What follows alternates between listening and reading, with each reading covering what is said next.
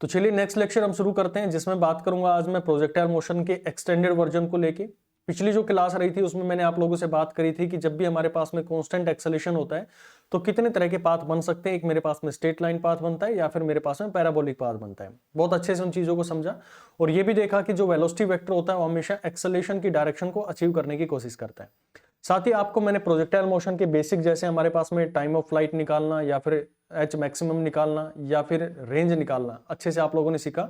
और उसमें आपने चीजों को रटा नहीं है, सिर्फ समझा है कि हाँ मेरे पास में जो इनिशियली दो रिलेशंस होती थी, एक तो टाइम की जो होती थी 2u/g, ये यूज किया है, और h मैक्स के लिए मैं यूज करता हूँ u²/2g। इन्हीं को यूज करते हमने डायरेक्शंस को देखा था कि ये मेरे पास में y डायरेक्शन बन जाएगा, यानी कि ये वेलोसिटी जो रहेगी y वेक्टर मेरे पास में यूज कर लेंगे, यानी कि y डायरेक्शन के अंदर में, वर्टिकल डायरेक्शन के अंदर में क्या कंपोनेंट, क्या वैल्यूज मेरे पास में रहती है। तो इन दोनों फॉर्मूलाज का यूज करके हमने सारी कैलकुलेशंस करी थी। साथ ही आप लोगों ने देखा था कि उसके ऊपर में किस तरह के न्यूमेरिकल्स बन सकते हैं, और मैंने लास्ट में आप लोगों को ये न्यूमेरिकल पर लाकर छोड़ा था और मैंने कुछ इससे आपसे इसका सॉल्यूशन पूछा था कि मुझे वो टाइम बताना है कि एक पार्टिकल है जिसको मैं 20√2 पर प्रोजेक्ट करता हूं 45 डिग्री पर, find out the time when velocity makes an angle 82 degree with the initial velocity vector. यानी कि जो इनिशियल वेलोसिटी वेक्टर है उसके साथ में 82 डिग्री का एंगल कब बनाएगा।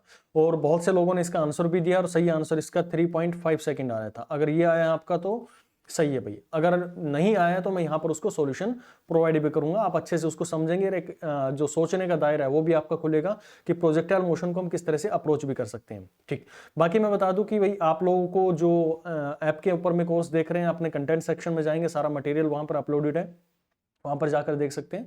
और जो YouTube के ऊपर में देख रहे हैं वो जाकर अपने टेलीग्राम चैनल बना हुआ है भाई, जिसका लिंक भी आपको नीचे डिस्क्रिप्शन में मिल जाएगा, वहां पर जाकर आप ज्वाइन कर लीजिए। वहां पर लिमिटेड अमाउंट में हमने जो कंटेंट दिया हुआ है वहां पर जाकर आप उसको देख सकते हैं। चलिए अब इस क्वेश्चन को लेता हूं मैं, जो क्वेश्चन गिवन था इसमें पूछा गया, इसमें बोला गया था particle is projected at A speed of 20√2। तो कोई इशू नहीं, इसके अंदर में हमने बना लिया कि एक पार्टिकल है उसको हमने प्रोजेक्ट किया है यहां पर 20√2 पर। देखिए आज की जो क्लास रहेगी ना बहुत इंपॉर्टेंट रहेगी, इसके अंदर में एक्सटेंसिव लेवल तक मैं लेके जाऊंगा प्रोजेक्टाइल मोशन को, जो कि आपके एग्जाम पॉइंट ऑफ व्यू से बहुत इंपॉर्टेंट है। पिछली जो क्लासेस रही है वो बेसिक था, बेसिक के ऊपर में ज्यादा क्वेश्चन नहीं पूछता है, लेकिन आज की जो रहेगी जिसके अंदर में हम 10 से 15 न्यूमेरिकल्स यहाँ पर सोल्व करेंगे, बहुत ही बेसिक बेहतरीन लेवल के क्वेश्चन होंगे जो कि किसी ना किसी एग्जाम के अंदर में आए और अपने आप में कंसेप्ट रखते हैं। तो जितने भी कंसेप्ट आपके प्रोजेक्टाइल मोशन के बन सकते हैं सारे हम यहाँ पर इसके अंदर में देख लेंगे। यहाँ पर मैंने कहा कि 45 डिग्री पर इसको प्रोजेक्ट किया है, कितनी स्पीड से, इनिशियल वेलोसिटी उसकी 20√2 मीटर पर सेकंड दिया गया है। ठीक भाई, अगर ये मेरे पास में 20√2 दिया गया है तो मैं इसका x कंपोनेंट निकाल लूं तो ये मेरे पास में 20 आ जाएगा, और y कंपोनेंट भी मेरे पास में कितना आ जाएगा, 20 आ जाएगा। आप सभी को जानकारी है इसकी कि ux में निकालना चाहता हूं तो u cos 45 डिग्री रख दूंगा, तो यहाँ पर 20 इंटू में 1/√2, और ये 20√2 था ना, तो √2 से √2 कैंसिल, 20 आ गया। इसी तरह से मेरे पास में y कंपोनेंट भी इसका 20 मीटर पर सेकंड आ गया। ठीक, अब ये जो कह रहा है क्वेश्चन के अंदर में, उस वर्ड को समझो, find out the time when the velocity makes an angle of 82 degree. अब ये 82 डिग्री बना रहा है किसके साथ में, इनिशियल वेक्टर के साथ में। अब इनिशियल वेक्टर कौन सा है, वेलोसिटी का ये है 45 डिग्री, ये हो गया मेरे पास में, तो ये कहीं ऐसे मेरे पास में 37 डिग्री और बन जाए ये वाला, तो मैं कह सकता हूं कि इनिशियल के साथ में ये टोटल कितना बना भाई, ये 82 डिग्री, 45 प्लस में 37 मेरे पास में 82 डिग्री इसका बन गया। लेकिन मुझे तो अपने इस पाथ पर देखना है ना भाई, होना तो ये चाहिए ना कि इसके साथ में मेरे पास में 82 डिग्री का एंगल बने। तो मैं यहां पर ये देख सकता हूं कि भाई मेरा इनिशियल वेलोसिटी वेक्टर जो है वो इस डायरेक्शन में है, तो फाइनल जब ये 82 डिग्री बना रहा होगा तो कहीं यहां पर मेरे पास में होगा ऑब्जेक्ट जो कि इसके पैरेलल होगा, यानी कि ये जो वेक्टर है इसी के पैरेलल में होगा, जो कि कितना एंगल बना रहा होगा, हॉरिजॉन्टल के साथ में। यहां पर आप देखेंगे तो ये मेरे पास में 37 डिग्री बन रहा होगा। ये मेरे पास में वेक्टर हुआ, ये इसका हॉरिजॉन्टल कंपोनेंट हुआ, ये इसका वर्टिकल कंपोनेंट हुआ, तो ये मैं कह सकता हूं कि इसके पैरेलल है, यानी कि ये 37 डिग्री का एंगल बना रहा है। तो ये जो बनाएगा टोटल जो एंगल बनेगा इसका 82 डिग्री बन जाएगा। भाई इसके पैरेलल में बना है तो हॉरिजॉन्टल में ये 37 बना रहा है, हॉरिजॉन्टल के साथ में ये भी 37 बना रहा है, तो कहीं इनिशियल वेक्टर जो वेक्टर है मेरे पास में, जो वेलोसिटी है वो इस डायरेक्शन में रहा होगा, उसका कंपोनेंट इस डायरेक्शन में रहा होगा, तभी तो बन सकता है। भाई ऊपर तो मेरे पास में यहां पर जाएगा, हॉरिजॉन्टली चला जाएगा ये, ये मेरे पास में वर्टिकल जाएगा, लेकिन ये 82 डिग्री तो नहीं बनाएगा, 37 डिग्री तो नहीं बनाएगा। इस पॉइंट पर जब मेरी वेलोसिटी आ रही होगी, जो पार्टिकल है वो इस पॉइंट पर जब पहुंचा होगा तो वो कहीं ना कहीं हॉरिजॉन्टल के साथ में 37 डिग्री बना रहा होगा। 45 उसका ये हो गया और टोटल 45 ये 37 ये मेरे पास में, तो टोटल उसका एंगल बन गया कितना 82 बन गया। तो यहाँ पर मेरे लिए अब सॉल्यूशन करना बहुत ईजी हो गया। तो ये आपके पास में कंपोनेंट कितना आ गया, हॉरिजॉन्टल कंपोनेंट हमेशा क्या रहता है, एक प्रोजेक्टाइल मोशन के अंदर में कांस्टेंट रहता है, तो ये वैल्यू मेरे पास में 20 मीटर पर सेकंड रहेगी, क्योंकि हॉरिजॉन्टल मोशन हमेशा कांस्टेंट इसके अंदर में बना रहेगा। इसको मैं मान लेता हूँ वी वाई है, ये फाइनल वेलोसिटी उस टाइम पर ये रही होगी इसकी वी वाई। कब, जब हमने ये देखा कि पार्टिकल जो है वो 37 डिग्री यहाँ पर बना रहा है, या फिर इनिशियल वेक्टर के साथ में 82 डिग्री का बना रहा होगा। और साथ ही मैंने आप लोगों को एक जानकारी और भी दी थी कि जब भी आपके पास में टेंजेंट 37 डिग्री आ जाए तो आपको 3/4 लिखना होता है, और टेंजेंट 53 आ जाए आपके पास में तो 4/3। ये दो इक्वेशंस, दो ट्रायंगल्स मैंने आप लोगों को सिखाई थी उसके अंदर में, कि बार बार ये चीजें हमारे लिए यूज होती चलेंगी। तो इन दोनों वैल्यूज को आप लोग ध्यान रखेंगे। तो यहां पर मैं बोल सकता हूं कि टेंजेंट 37 जो है, टेंजेंट 37 यहां पर आया आपके पास में, दिस इज इक्वल टू 3/4, और परपेंडिकुलर कौन हो गया मेरे पास में, वी वाई हो गया, V Y divided by base कौन सा हो गया मेरे पास में 20 हो गया। तो यहाँ पर आपके पास में 20 आ गया। दोनों का आप यहाँ पर सोल्व आउट करो तो कितना आ जाएगा भाई, ये 5 से कट गया ये, तो वी वाई आपके पास में आया 15 मीटर पर सेकेंड। यानी कि फाइनल जो वेलोसिटी यहाँ पर आप लोग के पास में बन रही होगी, this is equal to 15 meter per second. ठीक, लेकिन मुझे ये नहीं निकालने के लिए बोला गया, मुझे तो टाइम निकालने के लिए बोला गया है कि भाई उस टाइम पर क्या चीज कितना मेरे पास, वो टाइम कब होगा जब ये 37 डिग्री यहाँ पर बना रहा होगा। कोई इशू नहीं, इसको भी हम सोल्व कर लेते हैं। तो मैं ये मान लेता हूं कि मेरे पास में जब वेलोसिटी इसकी डाउनवर्ड डायरेक्शन में, जो अपवर्ड डायरेक्शन में वेलोसिटी होती है उसको हम पॉजिटिव लेते हैं, क्योंकि इस पॉइंट पर ये डाउनवर्ड डायरेक्शन में आ गया वेलोसिटी, तो यहां पर मेरे पास में हो गया -15 मीटर पर सेकेंड। यहां तक समझ आती है बात। तो मैं इसके लिए फॉर्मूला लगा दूं अपना जो फाइनल वेलोसिटी वाला होता है, V Y is equal to you Y, Y direction के अंदर में लगा दें हम तो ये मेरे पास में ए वाई टी ये वाला लगा सकता हूं मैं, कि एक्सेलेरेशन इन डाउनवर्ड डायरेक्शन जो भी वाई डायरेक्शन के अंदर में आएगा। तो वैल्यूज को आप पुट डाउन करो, -15 इक्वल टू यू वाई की वैल्यू क्या आ गई मेरे पास में, यू वाई की वैल्यू यहां पर आप देखो, इनिशियल वेलोसिटी उसके पास में कितनी थी 20 थी, अपवर्ड डायरेक्शन में तो पॉजिटिव रहेगा इसका, माइनस क्योंकि डाउनवर्ड डायरेक्शन में मेरे पास में जी लग रहा है तो 10 आ गया जी, एक acceleration due to gravity. Time मुझे निकालने के लिए बोला गया है। यहाँ पर आप इसको सोल्व आउट करो तो ये सोल्व करेंगे आप लोग, तो ये हो गया मेरे पास में -35, और यहाँ से हो गया ये -10t। तो t की वैल्यू जो आई आपके पास में 3.5 सेकेंड। तो यहां से आपको समझ में आता है कि भाई 3.5 सेकेंड के बाद में ये पार्टिकल यहां पर पहुंचेगा, जो कि 37 डिग्री बना रहा होगा, किसके साथ में, इनिशियल वेक्टर के साथ में, जो इनिशियल वेलोसिटी का वेक्टर था उसके साथ में 37 डिग्री का एंगल यहां पर बना रहा होगा। तो इस क्वेश्चन की जो अप्रोच थी वो सिर्फ ये समझना था कि वो मेरे से पूछ क्या रहा है। इस क्वेश्चन में पूछा गया था कि वो 82 डिग्री बनाए इनिशियल वेक्टर के साथ में, तो आपको ये समझ में आना चाहिए था, अच्छा 82 डिग्री बना रहा है तो मतलब कहीं ना कहीं मेरा वेक्टर इस डायरेक्शन में होना चाहिए, जो कि इस प्रोजेक्टाइल इस ट्रेजेक्टरी के ऊपर में कहीं यहां पर इसके पैरेलल में बना के देखो तो कहीं यहां पर आ रहा होगा।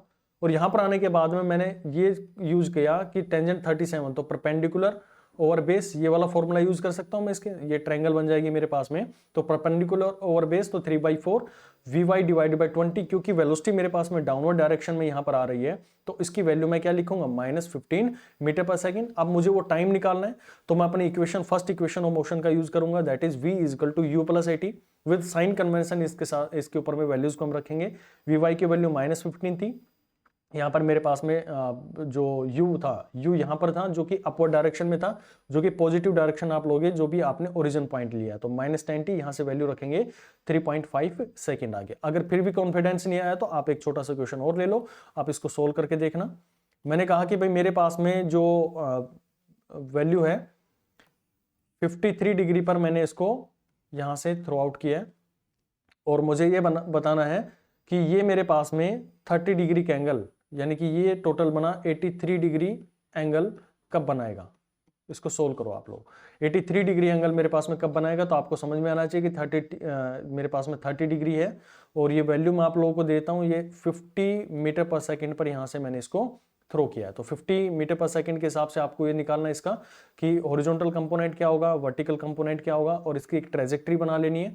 फिर हमें देखना कि 30 डिग्री जो बनाएगा उसका पैरेलल कहीं ना कहीं कंपोनेंट रहेगा, उसके भी दो कंपोनेंट आपको रिजोल्व कर लेने, एक हॉरिजॉन्टल और एक वर्टिकल कंपोनेंट। निकालिए इसका टाइम ऑफ फ्लाइट, टाइम निकालिए कि कब ये 30 डिग्री एंगल बनाएगा हॉरिजॉन्टल के साथ में, या फिर दूसरा तरीका जो बता सकता है, दूसरे तरीके से पूछ सकता है कि 83 डिग्री एंगल ये कब बना रहा होगा। तो ऐसे बहुत सारे क्वेश्चंस हमारे पास में बन सकते हैं।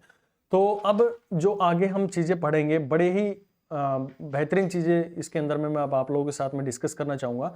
मैं क्वेश्चन ले रहा हूं, क्वेश्चन के साथ में शुरुआत करूंगा इसकी। मैं मान लो मेरे पास में एक प्रोजेक्टाइल मोशन मैंने किया, प्रोजेक्टाइल मोशन के अंदर में मैंने दो चीजें डाली, एक ऑब्जेक्ट को मैंने थ्रो किया है 42 डिग्री पर, और दूसरी जो ऑब्जेक्ट थी उसको मैंने थ्रो किया है, यहां पर मैंने उसको थ्रो किया है 49 डिग्री पर। तो मैं ये जानना चाह रहा हूं कि भाई मेरे पास में ये बताओ कि रेंज किसकी ज्यादा होगी, रेंज किसकी ज्यादा होगी, यानी कि कौन दूर जाकर मेरे पास में ऑब्जेक्ट जो है वो गिरेगा, कितनी दूर तक मेरे पास में ऑब्जेक्ट गिर सकता है। तो आपको ये बताना है इसके अंदर में। अब बहुत से लोगों के दिमाग में आएगा कि इनकी रेंज तो मेरे पास में सेम होनी चाहिए, जो आप लोग पढ़ते हैं ना कि सप्लीमेंट्री एंगल्स का। पहले भाई ये भी तो देख लेना कि 45, 49 और 42 है, इनका मेरे पास में सम जो है वो 90 डिग्री नहीं आ रहा है, यानी आप जो सप्लीमेंट्री एंगल्स वाला फॉर्मूला है वो इसके अंदर में नहीं लगा सकते। तो आपको इसके अंदर में क्या यूज करना पड़ेगा, यहां पर आपको एक कंसेप्ट ध्यान रखना पड़ेगा कि रेंज जो होती है मेरे पास में, रेंज को आप कैसे डिफाइन करते हैं भाई, रेंज को आप डिफाइन करते हैं u square divided by sine 2 theta divided by g, इस फॉर्मूले से यूज करते हैं। और ये मुझे अगर आर मैक्सिमम लेकर चलनी है तो आर मैक्सिमम लेने के लिए ये जो वैल्यू है साइन 2 थीटा, यानी कि साइन 2 थीटा है, अगर ये मेरे पास में 1 हो जाए तो यहां पर maximum value u square by g आ जाएगा। ठीक, तो यहां से आपके पास में आया साइन 2 थीटा मेरे पास में 1 कब हो सकता है, जब ये 90 डिग्री हो। 90 डिग्री कौन, 2 थीटा, तो थीटा की वैल्यू मेरे पास में क्या आ जाए 45 डिग्री, यानी कि मैक्सिमम जो रेंज हो सकती है वो मैक्सिमम रेंज एक प्रोजेक्टाइल मोशन के अंदर में तब होगी जब आप theta is equal to 45 degree पर किसी ऑब्जेक्ट को थ्रो करेंगे। अब क्वेश्चन यहां पर आया कि भाई ये बताओ कि 42 डिग्री दिया है 49 है, हालांकि है तो दोनों 45 के पास में, लेकिन रेंज इसमें से किसकी ज्यादा रहेगी। तो ये तो आपके पास में आर मैक्सिमम की कंडीशन है। आप इसको ध्यान रखेंगे कि जैसे आप लोग देखते हैं फुटबॉल जब खेलते हैं लोग, तो वो उसको बॉल को किक करने की कोशिश करते हैं 45 डिग्री पर, या फिर कोई भी भाला फेंकता है या फिर कोई भी आप थ्रोवर होता है तो आप देखते हैं कि वो मैक्सिमम उसको रेंज फेंकनी होती है तो कोशिश करते हैं 45 डिग्री के ऊपर में उसको थ्रो आउट करने की। क्यों, रीजन यही है कि 45 डिग्री पर बॉल जो है बहुत दूर तक जाकर गिरेगी, या कोई भी ऑब्जेक्ट है बहुत दूर जाकर गिरेगी, तो इसलिए हमें रेंज मैक्सिमम रखनी पड़ती है, तब हम एंगल 45 डिग्री पर थ्रो करते हैं। लेकिन यहां पर जब आप लोग इसके अंदर में देखेंगे तो यहां पर आप देखो कि मेरे पास में u तो जो है दोनों के अंदर में फिक्स है, मैंने इसका भी u फिक्स किया है और यहां पर भी u मैंने फिक्स किया है। तो मैक्सिमम रेंज वहां पर आएगी इन दोनों केसेस के अंदर में जो बॉडी मेरे पास में 45 डिग्री के पास रहेगी, 45 डिग्री के पास रहेगी, उसका मेरे पास में रेंज ज्यादा रहेगा। तो यहां पर देखो कि 45 डिग्री के पास में कौन है, 45, एक तो 42 दे रखा है और एक मेरे पास में 49 दे रखा है, तो कौन सा पास है, इनका डिफरेंस देखोगे आप लोग तो यहां पर आई मेरे पास में 3 का डिफरेंस आ रहा है, यहां पर देखेंगे तो ये मेरे पास में 4 का डिफरेंस आ रहा है। तो पास वाला कौन सा है मेरे पास में, जो 42 डिग्री है वो पास है किसके, 45 डिग्री के। तो आप ये कहेंगे कि जो 42 डिग्री वाला जो ऑब्जेक्ट है उसकी रेंज ज्यादा होगी एज कंपेयर टू 49 डिग्री। तो इसके अंदर में ध्यान रखेंगे कि जो भी 45 डिग्री के पास में रहेगा उसकी रेंज मेरे पास में क्या रहेगी, मैक्सिमम रहेगी, अगर मुझे दो चीजों को कंपेयर उसके अंदर में करना हो जाए। ठीक भाई, अब इसके अंदर में हम आगे एक क्वेश्चन और दिखा देंगे, एक क्वेश्चन और करके देख लेते हैं। क्वेश्चन गिवन है person can throw a particle up to maximum height h। Question given है कि a person can throw a particle up to maximum height, एक मैक्सिमम हाइट h तक वो उसको थ्रो कर सकता है। तो कह रहा है कि what is the maximum range he can achieve, maximum range he can achieve, maximum range कितनी वो अचीव कर सकता है। तो कोई इशू नहीं इसके अंदर में, बिल्कुल सिंपल सा क्वेश्चन है, बेसिक पढ़ा रहा हूं अभी, तो मैं इसको थोड़ा एक्सटेंसिव लेवल पर लेके जाऊंगा अभी मैं, लेकिन ये जो चीजें हैं छोटी छोटी जो आपके एग्जाम के अंदर में पूछ लेता है कई बार एग्जामिनर, तो ध्यान रखेंगे कि एग्जाम का आया हुआ क्वेश्चन है, ये बहुत ही बढ़िया एग्जाम था, उसके अंदर में ये क्वेश्चन डाला गया था। और इस क्वेश्चन के अंदर में ये बोला गया था कि एक पर्सन जो है वो एक पार्टिकल को h हाइट तक थ्रो कर सकते हैं। तो बोल रहा है कि वो मैक्सिमम हाइट, मैक्सिमम रेंज कितनी अचीव कर सकता है उसके अंदर में। तो आपको ध्यान देना चाहिए कि भाई मेरे पास में आर मैक्सिमम की वैल्यू क्या होती है, यू स्क्वायर बाई जी, और एच मैक्स की वैल्यू मेरे पास में क्या होती है, u स्क्वायर बाई 2g, यानी कि दोनों ही वैल्यू मेरे पास में कहां पर किस पर डिपेंड कर रही है, वो u पर डिपेंड कर रही है, u पर डिपेंड कर रही है यहां पर। और u हमने कहा कि वो ऑब्जेक्ट का जो जिससे भी वो थ्रो करेगा उसका u मैंने कांस्टेंट रख लिया है। तो यहां से आप लोग ये देख सकते हैं कि मैं अगर इसके अंदर में रख दूं तो आप ये समझ पा रहे होंगे कि r मैक्सिमम जो है ये u स्क्वायर बाई g है, और ये यहां पर आप देख रहे हो तो ये मेरे पास में r मैक्सिमम, अगर यहां पर इसको मैं r मैक्स मान लूं, यहां पर r मैक्स मान लूं, तो ये मेरे पास में क्या हो गया, इसका ट्वाइस है, आर मैक्स का ही तो ट्वाइस है ये। तो यहां पर आप लोग देखेंगे कि जो मेरे पास में एच मैक्स होगा वो जितना रहेगा उसका अगर मैं ट्वाइस कर देता हूं तो वो रहेगी उसकी क्या, आर मैक्सिमम। यानी कि जितनी अगर मैं एच मैक्सिमम फेंक पा रहा हूं तो उसका अगर मैं 2 गुना कर दूंगा एच मैक्स का तो वो उसकी क्या कहलाएगी, रेंज कहलाएगी। यानी कि जितना हाइट में ऊपर की तरफ में फेंक पा रही है ऑब्जेक्ट, उसका 2 गुना कहां पर फेंक देगी, वो उसकी रेंज में डिसाइड करेगा, यानी कि इतनी दूरी तक वो एक्स एक्सिस के ऊपर में उसको फेंक सकता है। अच्छा, अब देखो इसके अंदर में आप लोगों ने देखा कि जब हमने रेंज को लेकर बात करी तो रेंज हमारी जो थी, जब हम 0 से और 45 डिग्री की तरफ में जा रहे थे, यानी कि जब हमने थीटा जो लिया था वो हमने 0 से 45 डिग्री पर लिया, तो हमारी रेंज क्या हो रही है, इंक्रीज हो रही है, रेंज जो थी वो हमारी इंक्रीज हो रही है। और जब हम थीटा इक्वल टू 45 डिग्री पर पहुंच गए थे तो रेंज हमारी क्या हो गई थी, मैक्सिमम हो गई थी। और साथ ही जब हमने देखा कि जब मैंने थीटा जो लिया उसको मैंने 45 डिग्री से बढ़ाना शुरू किया और 90 डिग्री तक गया मैं, तो 90 डिग्री या फिर उसके इक्वल गया, तो रेंज आपकी क्या हो रही है, डिक्रीज हो रही है।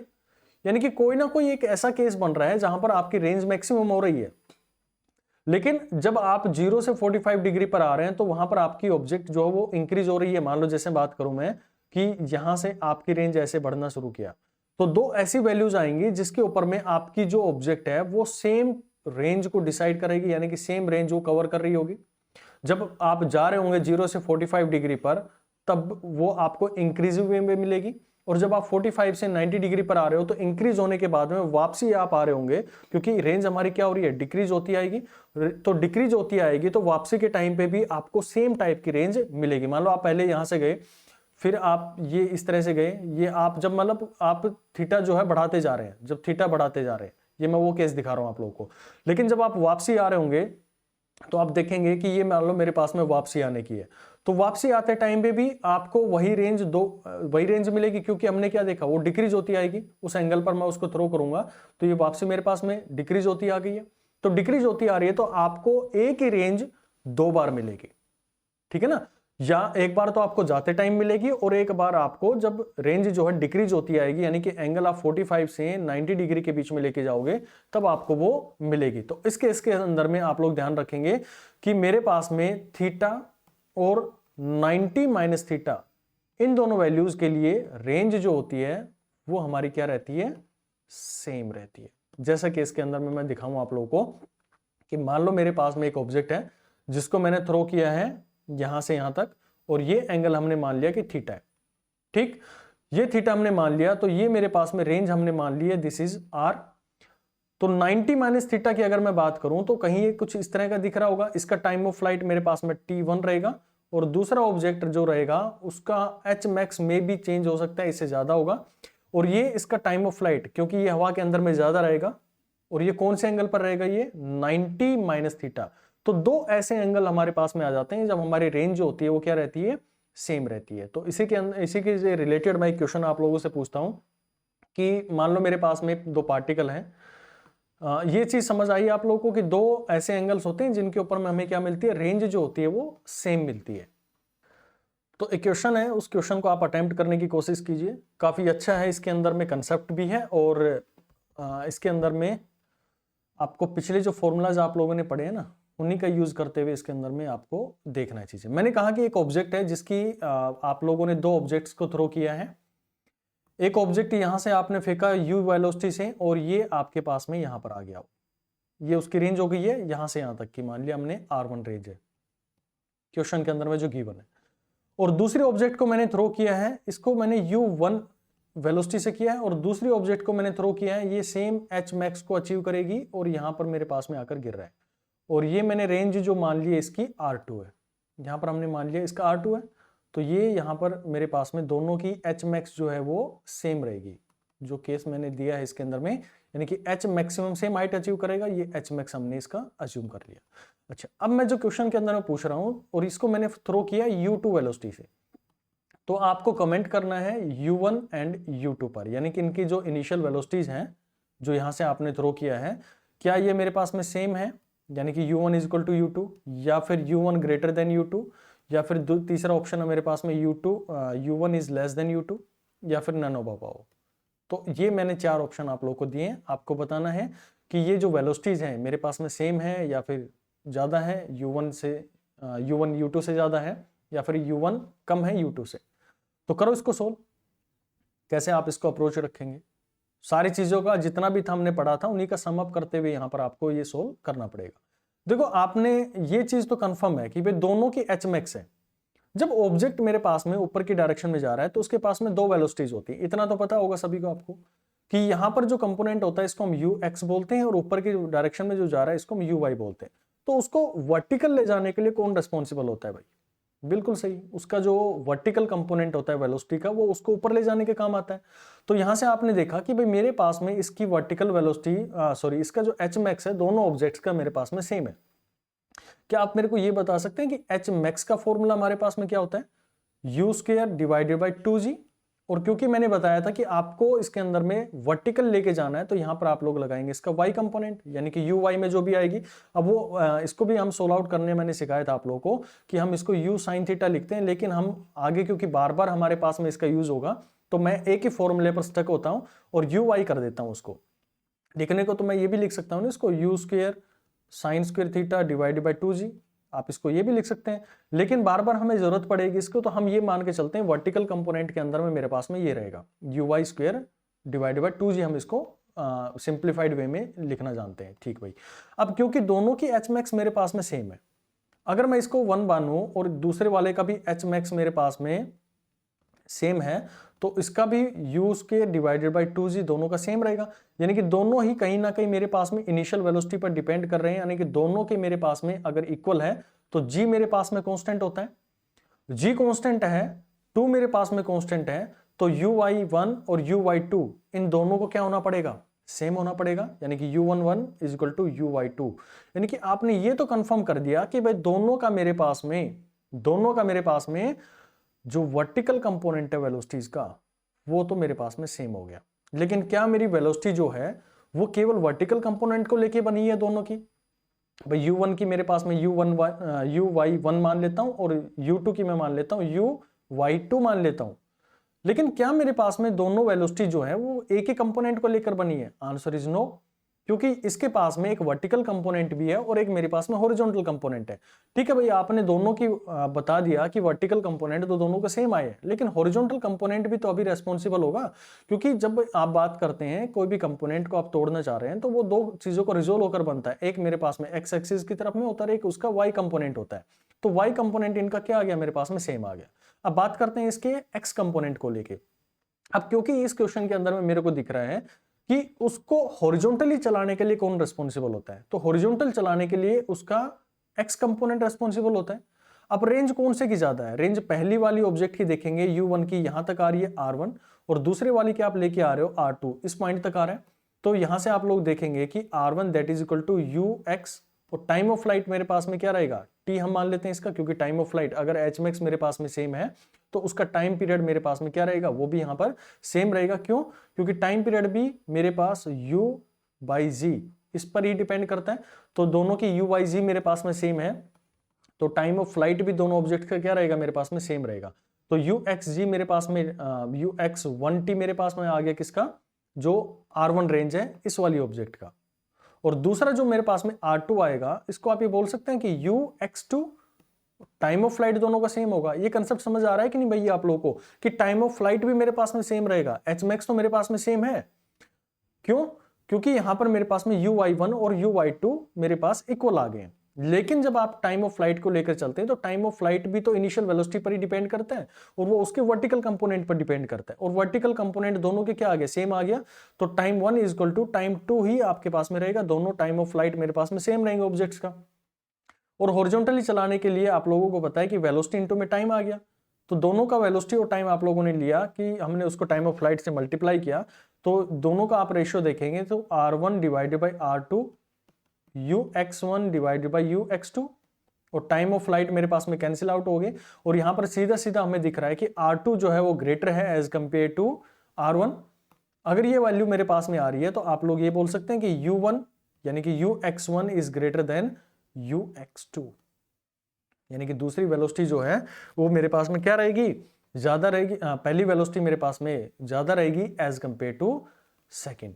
तो जो पहला वेलोसिटी आया जिसके दो कंपोनेंट थे Uy1 और Ux1, और दूसरी जो वेलोसिटी थी जिसके कंपोनेंट थे Uy2 और Ux2, तो जो पहला वाला कंपोनेंट था यानी कि पहली जो ऑब्जेक्ट थी ये वाली, इसकी मेरे पास में वेलोसिटी ज्यादा होगी एज कंपेयर टू U2, तो U1 is greater than U2, क्योंकि वर्टिकल कंपोनेंट तो दोनों के सेम है, लेकिन इसका ये कंपोनेंट जो है ना वो ज्यादा है एज कंपेयर टू दिस, तो दोनों मिलकर ही तो हमारे पास में ओवरऑल जो वेलोसिटी बनेगी, और ओवरऑल जो बनेगी वो U1 हमारी ग्रेटर देन होगी एज कंपेयर टू U2। तो ये हमारे पास में पिछले जो भी कंसेप्ट थे उन सभी का यूज करते हुए इस क्वेश्चन को हमने सोल्व किया है। हमें बस बेसिक ये पता था कि Hmax जो होता है वो वेलोसिटी पे U² बाई 2g पर डिपेंड करता है, और उसका यूज करते हुए हमने देखा कि दोनों की वेलोसिटी यहाँ पर क्या रहेगी, सेम रहेगी वर्टिकल में। फिर हमने हॉरिजॉन्टल कंपोनेंट देखना था, हॉरिजॉन्टल कंपोनेंट के लिए हम उसकी रेंज पर गए, रेंज पर जाने के लिए मुझे टाइम ऑफ फ्लाइट जो था वो पता होना चाहिए था।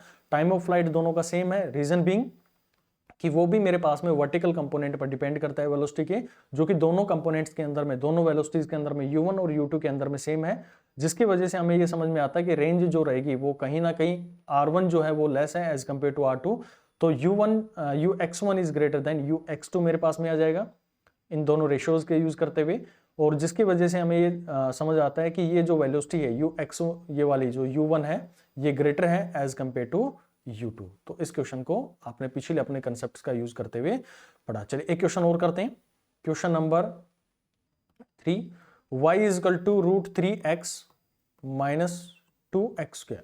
आपको इसके अंदर में u एंड थीटा ये फाइंड आउट करने हैं। बड़ा ही खूबसूरत क्वेश्चन है, आपके इक्वेशन ऑफ ट्रेजेक्टरी का यूज करेगा ये। देखो अभी जो करवा रहा हूं ना आपके एक्सटेंसिव लेवल तक जो प्रोजेक्टाइल मोशन के अंदर में क्वेश्चन बन सकते हैं वो करवा रहा हूं।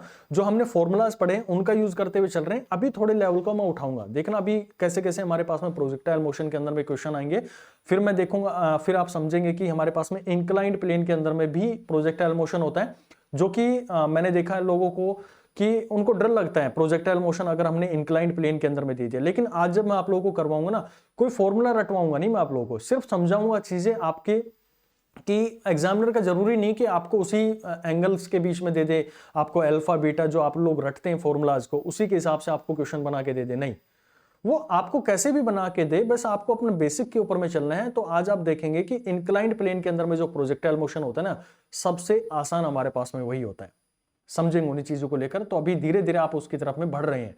तो हमें इसके अंदर में पूछा गया कि u बताओ और थीटा बताओ। तो क्या आपको इस इक्वेशन को देख के कुछ समझ आता है? समझ आया कि ये मेरे पास में अगर मैं इक्वेशन ऑफ ट्रेजेक्टरी के साथ में कंपेयर करवा दूं तो मैं इन सारी वैल्यूज को निकाल सकता हूं।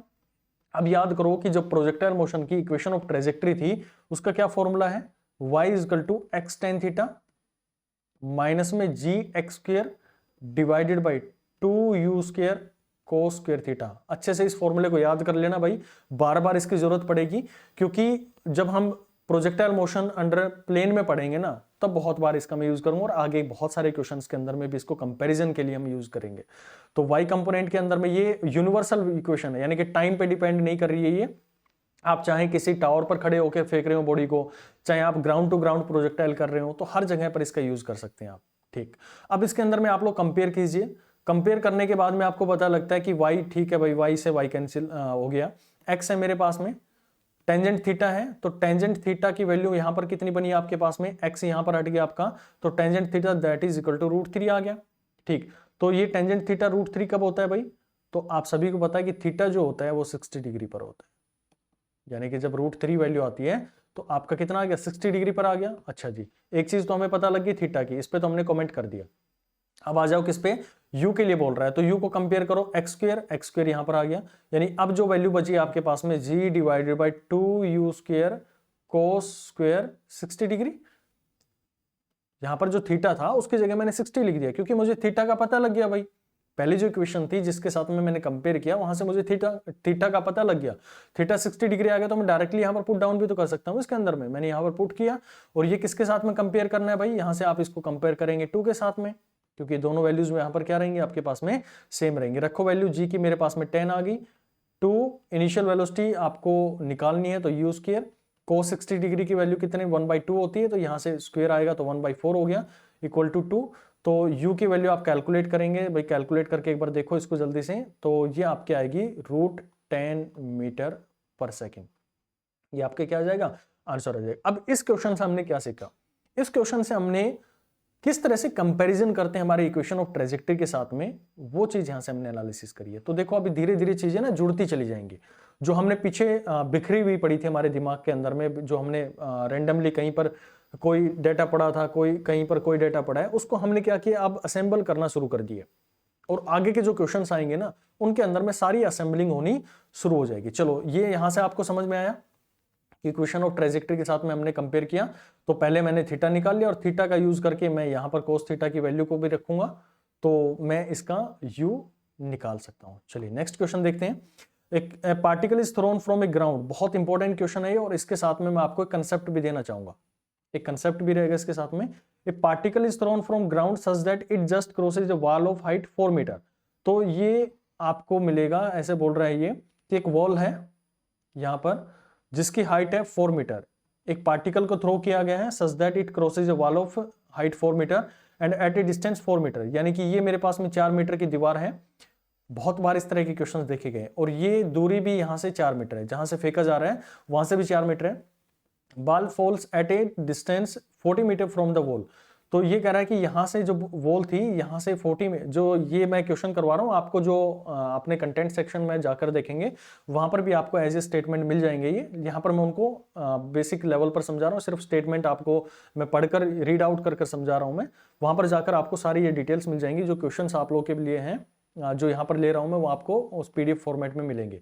ये कह रहा है कि ये जो वॉल है यहाँ से 40 मीटर पर 14 मीटर पर मेरे पास में क्या है, बॉल जाकर गिरती है। ठीक भाई, falls at a distance 40 meter from the wall, find U and theta. तो ये कह रहा है कि यू और थीटा आप लोगों को निकाल के बताना है। यानी कि हम ये मान ले कि जो ऑब्जेक्ट है वो यहाँ से चली और ये कुछ इस तरह से इसको क्रॉस किया वॉल को, और ये यहाँ पर जाकर मेरे पास में गिर जाती है। तो ये टोटल मेरे पास में डिस्टेंस कितनी हो गई भाई, यहाँ से आप लोग देखेंगे ये हो गया मेरे पास में 18 मीटर, और ये जो वॉल है इसकी हाइट यहाँ पर दी है 44 मीटर।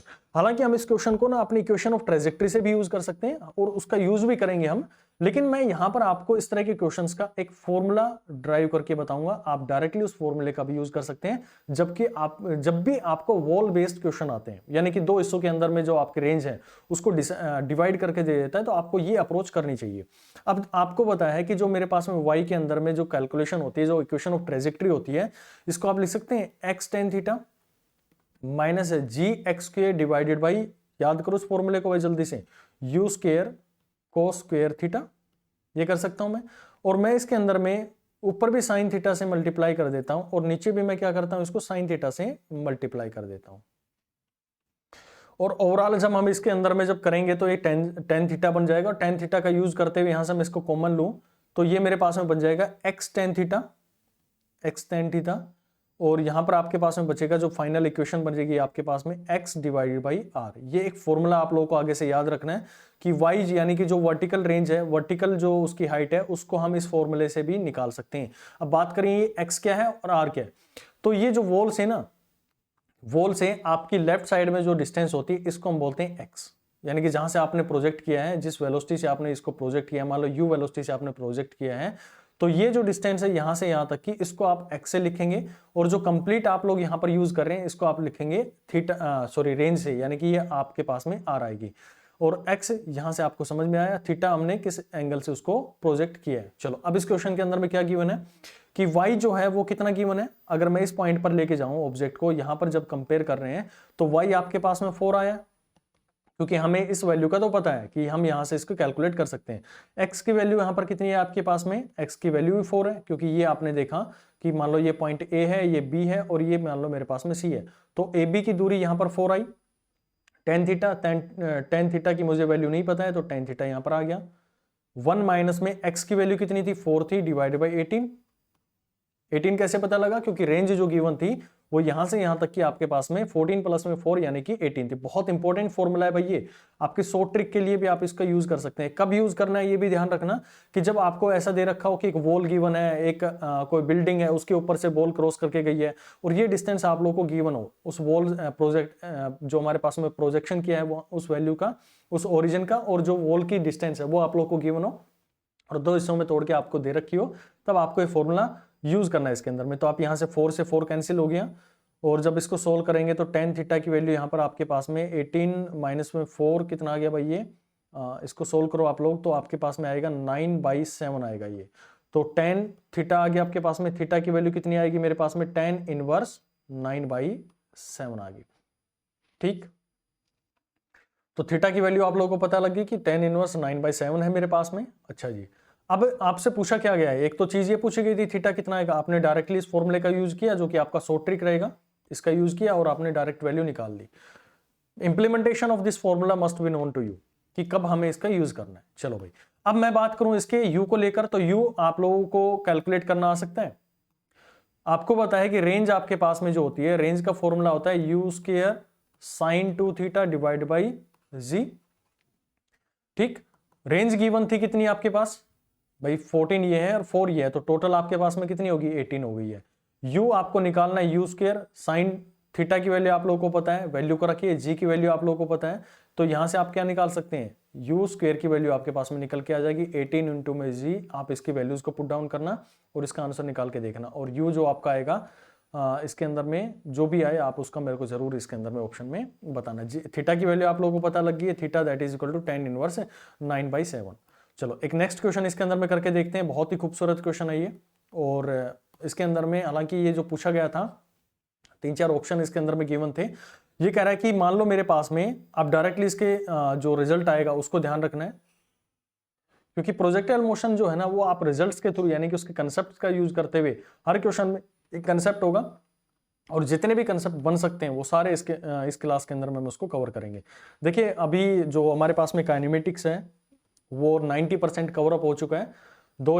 एक या दो लेक्चर और आएंगे जिसके अंदर में मैं रिलेटिव थ्योरी को लेकर रिलेटिव मोशन इन 2D को लेकर बात करेंगे, जिसमें आप लोग देखेंगे कि वो बारिश से छाते वाली जो हमारे पास में प्रॉब्लम्स बनती हैं वो आएंगी, डिफरेंट टाइप ऑफ वेरिएशंस हमारे पास में प्रॉब्लम की बनती है। और आज की जो क्लास रहेगी उसके अंदर में अब हम एक एक्सटेंसिव लेवल पर लेके जाऊंगा जिसमें आर्मी बेस्ड क्वेश्चन आप लोगों के पास में आते हैं। प्रीवियस पेपर आप लोगों के देखें उसके अंदर में भी आप लोगों को आर्मी बेस्ड क्वेश्चंस मिले हैं। चलो इस क्वेश्चन को देखता हूं मैं, और यहां पर मैं एक रिलेशन पूछना चाह रहा हूं आप लोगों से कि अगर मैंने इस ऑब्जेक्ट को u वेलोसिटी से यहां पर थ्रो किया, इसका रिजल्ट फाइनल रिजल्ट आप लोगों को ध्यान रखना भाई, u वेलोसिटी से मैंने इसको यहां पर थ्रो किया है और ये जो एंगल है जिसपे मैंने इसको थ्रो किया है दिस इज एंगल थीटा। चलो जी, अब जो क्वेश्चन पूछा गया था आप लोगों से वो ये कह रहा था कि भाई अगर मैं इसके अंदर में एक ट्रायंगल बना दूं, चलो जी एक ट्रायंगल बना लेते हैं। यहां से मैंने इसका एक पॉइंट डिसाइड किया और यहां से मैंने इसको मिला दिया, ये एक ट्रायंगल बन गई। इसके अंदर में ये जो एंगल गिवन था this is angle alpha and this angle is beta, ये मेरे पास में क्वेश्चन पूछा गया था। तो इसने कहा था कि जो यहां पर रिलेशन है यानी कि अल्फा बीटा और थीटा इनके बीच में क्या रिलेशन बन सकती है। 3-4 ऑप्शंस गिवन थे, ऑप्शन में आप लोग जब सीट के अंदर में जाकर देखेंगे वहां पर अवेलेबल है। यहां पर मैं डायरेक्टली इसकी अप्रोच जो थी उसको हम सोल्व आउट करने की कोशिश करते हैं। हमें नहीं पता कि क्या रिलेशन बन सकता है, लेकिन मुझे एक बेसिक जरूर पता है अपना कि अगर मैं y की एक इक्वेशन लिखना चाहूं जो कि मैंने अभी शॉर्टकट के रूप में आपको दिया x tan थीटा इंटू में 1 माइनस में x/r, इतना मुझे पता है, ये रिलेशन मैं यूज करना जानता हूं। तो हम ये कह सकते हैं कि अगर मैं इस पॉइंट से परपेंडिकुलर ड्रॉ करूं, यहां पर ये परपेंडिकुलर ड्रॉ कर दिया और ये पूरी जो डिस्टेंस है यानी कि जहां से जहां तक ऑब्जेक्ट मेरे पास में चली है, अगर इसको मैं रेंज r मान लेता हूं। देखो इस क्वेश्चन के अंदर में इस फॉर्मूले का यूज करना सिखा रहा हूं आप लोगों को कि कैसे आपको यूज करना है। पिछले क्वेश्चन के अंदर में मैंने आपको इसी फॉर्मूले का यूज करना सिखाया, यहां पर आपने देखा इस फॉर्मूले का यूज करने सीखा, इसलिए मैं एक और क्वेश्चन इसके अंदर में ले रहा हूं जो कि आपको इसको फॉर्मूले के साथ में फेमिलियर कर देगा। उसके अंदर में जो ऑब्जेक्ट था वो यहां पर पॉइंट मैंने यूज किया था जिसमें एक वॉल गिवन थी। अब मैंने वॉल को आगे की साइड में ले गया और वॉल के अंदर में मैंने क्या किया, एक ट्रायंगल बना दिया। बेसिकली मैंने एक ट्रायंगल बना के इसको सोल्व करने की कोशिश कर रहे हैं। तो ये r थी मेरे पास में, तो मैं ये मान सकता हूं कि ये जो दूरी है कहां से कहां तक की, यहां इस पॉइंट तक, अगर ये पॉइंट मेरे पास में a है, ये a पॉइंट है, ये b पॉइंट है और यहां पर आप इसको c पॉइंट मान रहे हैं, तो ये टोटल डिस्टेंस अगर मैं x मान लेता हूं, यहां से यहां तक की दूरी को मैं x मान लेता हूं, तो ये बचा कितना भाई मेरे पास में इसके आगे, this is r minus X. B से सी तक की दूरी कितनी होगी, r माइनस एक्स। कैसे भाई, क्योंकि रेंज में से मैंने क्या कर दिया, x को माइनस कर दिया तो r माइनस एक्स आ गया। ठीक है भाई, अब मैं यहां से निकालना चाहूं इसको कि y जो रहेगा, y that will be equal to x tan theta 1 minus क्या क्या यूज करते हैं जब हम थीटा की यहां पर यूज कर रहा था, तो y हॉरिजॉन्टल वर्टिकल रेंज के अंदर, वर्टिकल जो उसकी हाइट है उसके अंदर में इक्वेशन ऑफ ट्रेजेक्टरी का यूज करके, तो 1 माइनस में x ये आ गया, यहां पर x डिवाइडेड बाई, यहां पर आप लोग देखें तो क्या आता है मेरे पास में, रेंज आ गया। ओके, अब टेन थीटा की वैल्यू मैं निकाल लूं, क्योंकि मुझे निकालना क्या रिलेशन, थीटा अल्फा और बीटा के अंदर में निकालना है। अल्फा एंगल ये है और बीटा एंगल यहां पर ही आ गया। ठीक भाई, तो x टेन थीटा यहां से आपके पास में बनेगा, आप इसको एलसीएम लेंगे तो यहां से आपकी वैल्यू बनी आर वाई डिवाइडेड बाई, ये बना आपके पास में आर माइनस एक्स, यहां से आ गया तो x यहां मल्टीप्लाई करेंगे आप लोग, x इंटू में आर माइनस में x। सिंपल कुछ नहीं है, मैंने टेन थीटा को लेके गया हूं मैं, ये r मेरे पास में एलसीएम लोगे तो आपके पास में आर वाई बन गया, और ऊपर नीचे जो वैल्यू बनेगी x इंटू में आर माइनस एक्स, सिर्फ ये लिखा मैंने इसके अंदर में। तो मेरे पास में टेन थीटा की वैल्यू मुझे पता लगी। ठीक भाई, अब मैं टेन अल्फा की तरफ में जाता हूं, तो टेन अल्फा हमने देखा, तो टेन अल्फा क्या मेरे पास में, ये वाला, और टेंजेंट निकालने का टेन थीटा आप लोग कैसे निकालते हैं, परपेंडिकुलर ओवर बेस। ये वैल्यू यहां पर कितनी है आपके पास में, y है, क्योंकि ये y मैंने उसकी हाइट अचीव कर ली है, यानी कितनी हाइट पर मेरे पास में ऑब्जेक्ट है किसी भी x डिस्टेंस के ऊपर में, तो ये y मेरे पास में आ गया। तो मैं इसको लिख सकता हूं tan theta that can be written as y by X, ये y परपेंडिकुलर और ये नीचे मेरे पास में बेस, दिस इज x। अब टेन बीटा की वैल्यू लिखूं मैं, टेन बीटा कैसे लिखेंगे भाई, टेन बीटा को बिल्कुल जल्दी से बताओ, परपेंडिकुलर बीटा ये है, तो ये मेरे पास में परपेंडिकुलर और ये बेस, यानी कि आप लिख सकते हैं y divided by are minus X. अभी कोई रिलेशन मेरे पास में सेटअप नहीं हुआ, लेकिन अगर मैं इन दोनों को जोड़ दूं, टेन अल्फा प्लस में टेन बीटा, यहां पर आप इसको जोड़ो तो आपके पास में रिलेशन बना y बाई एक्स प्लस में y divided by are minus X, और जब इसको सोल्व आउट करेंगे तो आपके पास में क्या बनेगा, ऊपर बचेगा R Y divided by X into में आर माइनस में एक्स। यानी कि जो आप देख रहे हैं कि टेन थीटा की वैल्यू जो है वो आप इन दोनों का सम अप कर देते हैं तब आपको मिलती है। यानी कि यहां से आपको समझ में आती है चीज कि टेन थीटा जो आपके पास में इनिशियल एंगल ऑफ प्रोजेक्शन है वो इक्वल होगा जो आपने ट्रायंगल बनाई है उनके एंगल्स के टेंजेंट को आप यूज करें। तो ये मेरे पास में इसका रिलेशन आप लोग रिजल्ट जो है वो याद रखेंगे। अगर कोई भी ट्रायंगल बेस्ड इसके अंदर में क्वेश्चन आता है या फिर ट्रायंगल बनाकर आप लोग को क्वेश्चन दे देते हैं तो ये रिलेशन आप लोग इसके अंदर में ध्यान रखेंगे। कैसे हमने कैलकुलेट किया वो चीज मैंने सिखाई कि पहले आप टेन थीटा को निकाल लो। इसके अंदर बेसिकली पूछा क्या गया था, थीटा एक एग्जाम का ही क्वेश्चन उठाया भाई ये मैंने, ठीक है ना, कोई अलग से नहीं लेके आया। अल्फा और बीटा इन दोनों के बीच में रिलेशन पूछा था, तो आपको एक जानकारी थी कि मुझे एक फॉर्मूला पता है जिसमें मैं इसको दो हिस्सों के अंदर में बांट के देख सकता हूं, यानी कि रेंज को, और जो मैंने डिस्टेंस यानी कि जो हाइट मैंने अज्यूम करी है वो वाई हाइट है मेरे पास में, तो उस वाई हाइट पे अगर मैंने उसको रेंज को दो हिस्सों में बांट रखा है तो ये एक्स है और ये आर माइनस एक्स है, तो हम डायरेक्टली इस फॉर्मूले के अंदर में 1 माइनस एक्स बाई आर से यूज करते हुए मैंने टेन थीटा की वैल्यू निकाल दी। फिर मैंने निकाला कि टेन अल्फा की वैल्यू मेरे पास में क्या बन सकती है, तो y बाई एक्स बन सकती है। टेन बीटा की वैल्यू क्या बन सकती है, y divided by are minus x बन सकती है। लेकिन दोनों का बीच में मुझे कोई रिलेशन नहीं दिख रहा, तो मैंने दोनों को ऐड करके देख लिया। ऐड किया तो मुझे वही वैल्यू मिली जो टेन थीटा की निकल के आ रही थी। तो आप लोग इसके अंदर में डायरेक्टली इस रिजल्ट को याद रखेंगे, tan theta that is equal to tan alpha plus में टेन बीटा हमारे पास में बनकर आएगा। चलो अब जो हमारे पास में क्वेश्चंस आएंगे, अब थोड़े लेवल इनके उठने शुरू हो जाते हैं। अब इसके अंदर में जो हमारे पास में प्रॉब्लम आएंगी बेसिकली वो रहेंगे हमारे पास में टावर बेस्ड। अब टावर बेस्ड जो प्रॉब्लम है, जैसा आप लोगों ने मोशन अंडर ग्रेविटी पढ़ा था, तो टावर पर आप खड़े होकर क्या कर रहे थे, आप एक ऑब्जेक्ट को नीचे थ्रो कर रहे थे या फिर आप उस ऑब्जेक्ट को वर्टिकल अपवर्ड डायरेक्शन में कर रहे थे। ये सिर्फ आपने क्या किया था, ड्रॉप किया था। ये यू आपने इनिशियल उसको अपवर्ड डायरेक्शन में दिया था, और फिर तीसरा केस जो बन रहा था यू आपने क्या किया, उसको डाउनवर्ड डायरेक्शन के अंदर में दिया था। अब जो हमारे पास में प्रोजेक्टाइल मोशन में आएगा ना, इसी का थोड़ा सा एक्सटेंडेड वर्जन होगा। मैं पहली चीज तो यही करूंगा कि इसको मैंने सिंपल ड्रॉप कर दिया, चलो भाई सिंपल ड्रॉप कर देते हैं। दूसरा मैं क्या करूंगा, इसको एक एंगल के ऊपर मैं प्रोजेक्शन दूंगा यहां से, यानी कि यू वेलोसिटी के साथ में मैं उसको फेंकूंगा। तीसरा मेरे पास में जो केस बन सकता है, मैं इसको एक इनिशियल वेलोसिटी यानी कि डाउनवर्ड डायरेक्शन में मैं देकर उसको नीचे की साइड में फेंकूंगा। तो मुझे कैसे कैलकुलेट करना है, कब ये बॉल नीचे जाकर टकराएगी, किस वेलोसिटी के साथ में जाकर टकराएगी, ये सारी चीजें हमें इसके अंदर में देखनी है। तो अब तीनों के तीन केसेस जो हैं उनको हम यहाँ पर रीड आउट करते हैं। अच्छा, ये वाला ड्रॉप नहीं भाई, ये इस तरह से हमने इसको थ्रो किया है, यहाँ पर इसको चेंज कर लेंगे। यू हमने इस डायरेक्शन के अंदर में बॉडी को फेंका है। चलो पहला केस ले रहा हूं मैं, टाइप 1 है, इसके अंदर में टावर बेस्ड जो हमारे पास में क्वेश्चन आते हैं। मान लो हमने एक टावर पर खड़े हुए हैं जिसकी हाइट हमने मान ली h, कोई भी न्यूमेरिकल वैल्यू हो सकती है, न्यूमेरिकल वैल्यू के ऊपर में ज्यादा आपको ध्यान नहीं देना, अपने कंसेप्ट को यहाँ पर बिल्ड करते हुए चलेंगे। यहां से मैंने इस ऑब्जेक्ट को थ्रो किया है, ये हमने इसको इनिशियल वेलोसिटी दी है u। अच्छा, अब इसके अंदर में आप समझो कि ये ऑब्जेक्ट जब यहां से आपने फेंका होगा तो ये कुछ ना कुछ इस तरह का पाथ बनाते हुए नीचे की साइड में आएगा।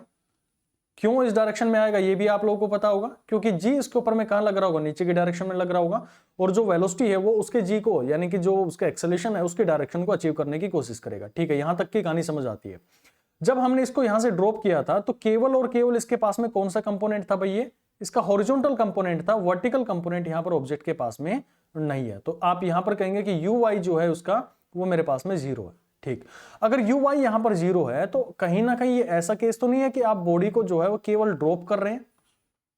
जो हमने मोशन अंडर ग्रेविटी पढ़ रहे थे तो आपने देखा था कि यू वाई मतलब जो हम ड्रॉप कर रहे हैं तो वहां पर आपके पास में केवल एक वेलोसिटी का कंपोनेंट होता है, और जब वहां पर इस तरह का कंपोनेंट होता है तो जो इसका टाइम ऑफ फ्लाइट, यानी कि जब ये इनिशियल जो इस पॉइंट पर जब हिट करेगा, यानी कि इस वेलोसिटी पर इस पॉइंट पर हिट करेगा आके, तो इसके पास में दो वेलोसिटी के कंपोनेंट आ जाएंगे। यहां पे तो एक कंपोनेंट था, हॉरिजॉन्टल कंपोनेंट है, लेकिन जब ये आएगा यहां पर तो आप देख पा रहे हैं कि एक तो इसके पास में नीचे की डायरेक्शन में कंपोनेंट होगा और एक दूसरा कंपोनेंट इसका इस डायरेक्शन में होगा, जो कि हॉरिजॉन्टल कंपोनेंट, चाहे आप ग्राउंड टू ग्राउंड कर रहे हो, चाहे ऊपर से थ्रो कर रहे हो, कहीं से कर रहे हो, आपका ये वैल्यू हमेशा क्या रहेगा, कांस्टेंट रहेगा।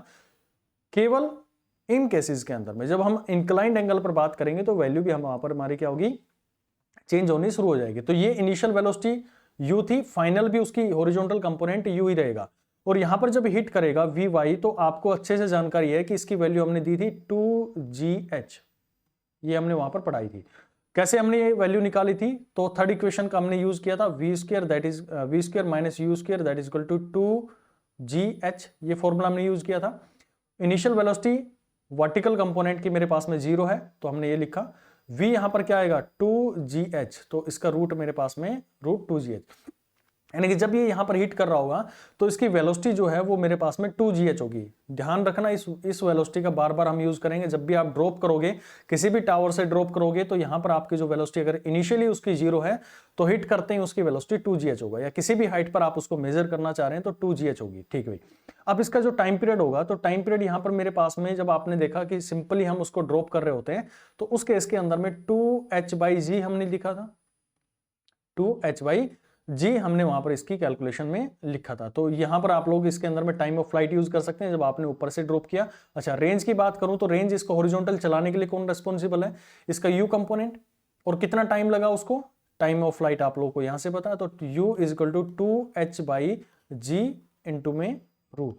तो ये आपको फॉर्मूला इसके अंदर में ध्यान रखना है कि कैसे हम इसको अगर सिंपली आगे की तरफ में थ्रो किया है किसी टावर के ऊपर से, तो फाइनल वेलोसिटी जो उसकी आएगी वो, हालांकि इन दोनों का रिजल्टेंट जो आएगा वो इस डायरेक्शन में आएगा, जो कि u² और इसका मेरे पास में क्या रहेगा स्क्वायर, इन दोनों का रिजल्ट जो आएगा, कंपोनेंट जो हमने इसको रिजोल्व किया है, तो आप इसकी u वेलोसिटी इससे निकाल सकते हैं, यानी कि फाइनल वेलोसिटी आप इसका निकाल सकते हैं कि v क्या रहेगा, एक हॉरिजॉन्टल कंपोनेंट और एक वर्टिकल कंपोनेंट है, इन दोनों को आप कंबाइन करके कैसे करते हैं कि v that will be equal to vx² plus में vy², और इस पूरे का आप क्या लगा देते हैं, रूट लगा देते हैं। तो ये टाइम ऑफ फ्लाइट आप लोगों को समझ में आया कि नहीं यार, ये चलो मैं यहाँ पर दोबारा से आपको करके दिखा देता हूँ। टाइम ऑफ फ्लाइट आप लोग कौन सा फॉर्मूला यूज करके निकालेंगे भाई, s that is equal to ut plus half at², इस फॉर्मूले का यूज करके निकालते हैं, क्योंकि मैं y डायरेक्शन के अंदर में लेके चल रहा हूँ, क्योंकि टाइम ऑफ फ्लाइट यानी कि उसको हॉरिजॉन्टल वर्टिकल चलाने के लिए उसका कौन सा कंपोनेंट रेस्पॉन्सिबल होता है, उसका वर्टिकल कंपोनेंट, यानी कि y यूज करेंगे, a/2 यहां पर यूज करेंगे। इनिशियल वेलोसिटी क्योंकि यहां पर है ही नहीं उसके पास, तो ये कंपोनेंट तो हो गया 0, कितनी हाइट वो लेकर आएगा यानी कि कितना उसका डिस्प्लेसमेंट होगा, that is equal to h, तो ये आ गया हाफ gt², ये फॉर्मूला यूज करते हैं, और t की वैल्यू यहां से आपके पास में क्या आ जाती है 2h डिवाइडेड बाई g आ जाता है, और t मेरे पास में क्या हो गया 2h/g का रूट। ये हमने जब मोशन अंडर ग्रेविटी पढ़ रहे थे ना, वहां पर भी हमने इसका यूज किया था, अगर आप लोगों को ध्यान हो तो प्रोजेक्टाइल मोशन के अंदर में जब मैंने उसको u वेलोसिटी से थ्रो किया है तब आपको ये फॉर्मूला देती है। ये 3 चीजों के ऊपर में ही काम करना होता है। वो आपसे पूछेगा कि फाइनल वेलोसिटी बताओ, या फिर पूछेगा किस वेलोसिटी से हिट करेगा। आगे क्वेश्चन देखेंगे इसके। टाइम ऑफ फ्लाइट क्या हुआ, यानी कि कितनी देर में ये नीचे आकर यहाँ पर गिरा है। तो सिंपल ये हमारा पास में जो क्वेश्चन बना है वो सिंपल हमने एक ड्रॉप किया है, उस तरह के क्वेश्चन को लेकर बनाइए। तो यहाँ से आपके पास में इनिशियल वेलोसिटी उसके पास में 0 थी, कौन सी, वर्टिकल कंपोनेंट की। तो डायरेक्टली हम इस फॉर्मूले का यूज कर सकते थे। रेंज यानी कि ये कितनी दूरी पर मेरे पास में चला, तो इसको हॉरिजॉन्टली चलाने के लिए कौन रिस्पॉन्सिबल है, इसका जो मेरे पास में हॉरिजॉन्टल कंपोनेंट है। और हॉरिजॉन्टल कंपोनेंट हमने बताया है कि वो क्या रहता है, हमेशा फिक्स रहता है और उसकी वैल्यू मेरे पास में u है। तो आप इसको हॉरिजॉन्टली कंपोनेंट यानी कि u इंटू में कितना टाइम लगा उसको यहां तक पहुंचने के लिए, वो टाइम आपने यहां पर यूज कर लिया। चलो अब एक क्वेश्चन करते हैं नेक्स्ट। और अभी तक हमने क्या किया, इसको बिल्कुल हॉरिजॉन्टली थ्रो कर दिया। अब जो दूसरा टाइप इसके अंदर बन सकता है, मान लो मैंने ये किया, अभी कुछ एक एंगल पर ना इसको थ्रो करते हैं। तो ये हमारे पास में कुछ एंगल पर हमने बनाया और यहां से मैंने ऑब्जेक्ट को थ्रो कर दिया। ये सारे पॉसिबल केसेस हैं जो भी आपके प्रोजेक्टाइल मोशन के अंदर में बन सकते हैं।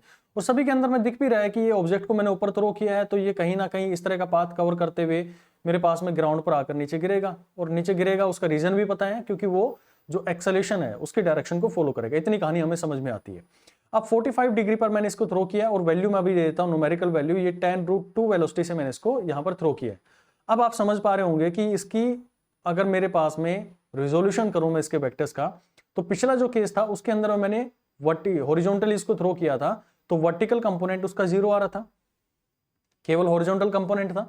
लेकिन यहां पर मैंने कुछ एंगल पर इसको थ्रो किया है, तो कहीं ना कहीं इसके पास में दोनों ही वेक्टर होंगे, एक हॉरिजॉन्टल कंपोनेंट भी होगा और एक उसका वर्टिकल कंपोनेंट भी होगा। क्योंकि यहां पर आपको दिख रहा है कि ये मैं लिख सकता हूं u cos थीटा, और cos थीटा की वैल्यू मेरे पास में जो आएगी यहां पर मैं लिख सकता हूं उसको u sin थीटा, ये लिख सकते हैं। तो वैल्यू बताओ मेरे को कितनी आएगी, u sin थीटा यानी कि 10√2 इंटू में साइन थीटा यानी कि साइन 45 डिग्री है, तो कितनी वैल्यू होगी 1/√2 होगी। तो √2 से √2 कैंसिल यानी कि 10। तो दोनों के अंदर में ही वैल्यू मेरे पास में कितनी आ जाएगी, ये भी 10 आ जाएगी और ये भी मेरे पास में आ गया 10। अच्छा जी, अब जो पूछा इस क्वेश्चन के अंदर में वो आपसे पूछ रहा है कि बताओ हमें कि टाइम ऑफ फ्लाइट क्या होगा, पहली चीज। तो दूसरी चीज इसके अंदर पूछा है रेंज, और तीसरा इसके अंदर में पूछ रहा है आपको स्पीड, कि कितनी स्पीड के साथ में हिट करेगा। अच्छा, अब इनका आपको मैं की पॉइंट बताता हूं। जब भी आपको मोशन अंडर ग्रेविटी या फिर प्रोजेक्टाइल मोशन जो हमने किसी एंगल के ऊपर में थ्रो किया है, या किसी भी चीज को लेकर हमने चाहे डाउनवर्ड डायरेक्शन में एंगल बना के फेंका है या ऊपर की डायरेक्शन में हमने फेंका है, तो इनका की पॉइंट नोट कर लो आप लोग कि अगर आप लोग इसके अंदर में इसका टाइम पीरियड निकाल लेते हो, यानी कि सबसे पहले आपको कैलकुलेशन करनी है इनकी टाइम ऑफ फ्लाइट निकालने की। तो टाइम ऑफ फ्लाइट निकालने के बाद में आपका जो क्वेश्चन है बहुत आसान हो जाता है। तो हमेशा अप्रोच करेंगे टाइम ऑफ फ्लाइट निकालने के क्वेश्चंस के अंदर में। कैसे निकलेगा समझो इसको। अब मान लो ये मैंने वैल्यू जो गिवन थी, कितनी हाइट के ऊपर मैं खड़ा हूं, ये मैंने क्वेश्चन में गिवन था 40 मीटर पर मैं ऊपर खड़ा होकर इसको थ्रो कर रहा हूं। ठीक, अब यहां पर हम खड़े हैं, तो बताओ मेरे को ये अगर मेरे पास में ओरिजिन है और ऑब्जेक्ट नीचे की डायरेक्शन में आ रहा है, तो कितना डिस्प्लेसमेंट करेगा, -40 का। ठीक, और कितना मेरे पास में इनिशियल वेलोसिटी है जो इसको वर्टिकल लेके आ रहा है, तो वर्टिकल कंपोनेंट इसका कितना हो गया 10 हो गया, यानी कि ut 10t कितने टाइम में नीचे पहुंचेगी वर्टिकल कंपोनेंट के हिसाब से तो आएगी भाई वो। यहां पर जब हमने ऑब्जेक्ट को फेंका तो नीचे की डायरेक्शन में हमारे पास में आएगी, तो 10t माइनस में हाफ इंटू में 10t²। ये क्यों यूज किया मैंने, सेकंड इक्वेशन का यूज क्यों किया है, क्योंकि मुझे u पता है और t मुझे कैलकुलेट करना है और h मुझे पता है, तो मैंने सेकंड इक्वेशन का यहां पर यूज किया है। तो एक्सटेंसिव लेवल तक हम अपने इक्वेशंस का यूज करते हुए यहां पर इनको सोल्व आउट करेंगे। तो यहां से आप इसको कैलकुलेट करेंगे तो टाइम की मेरे पास में दो वैल्यूज आएंगे, एक -2 आएगा और एक मेरे पास में 4 आएगा। टाइम मेरे पास में नेगेटिव हो नहीं सकता है, तो मुझे पता लगा कि जो ये ऑब्जेक्ट है कहां से ऊपर से नीचे जो आएगा उसको 4 सेकंड लगे, कहां से ऊपर से जब ये आएगा तो 4 सेकंड यहां पर पहुंचने में उसको लगे।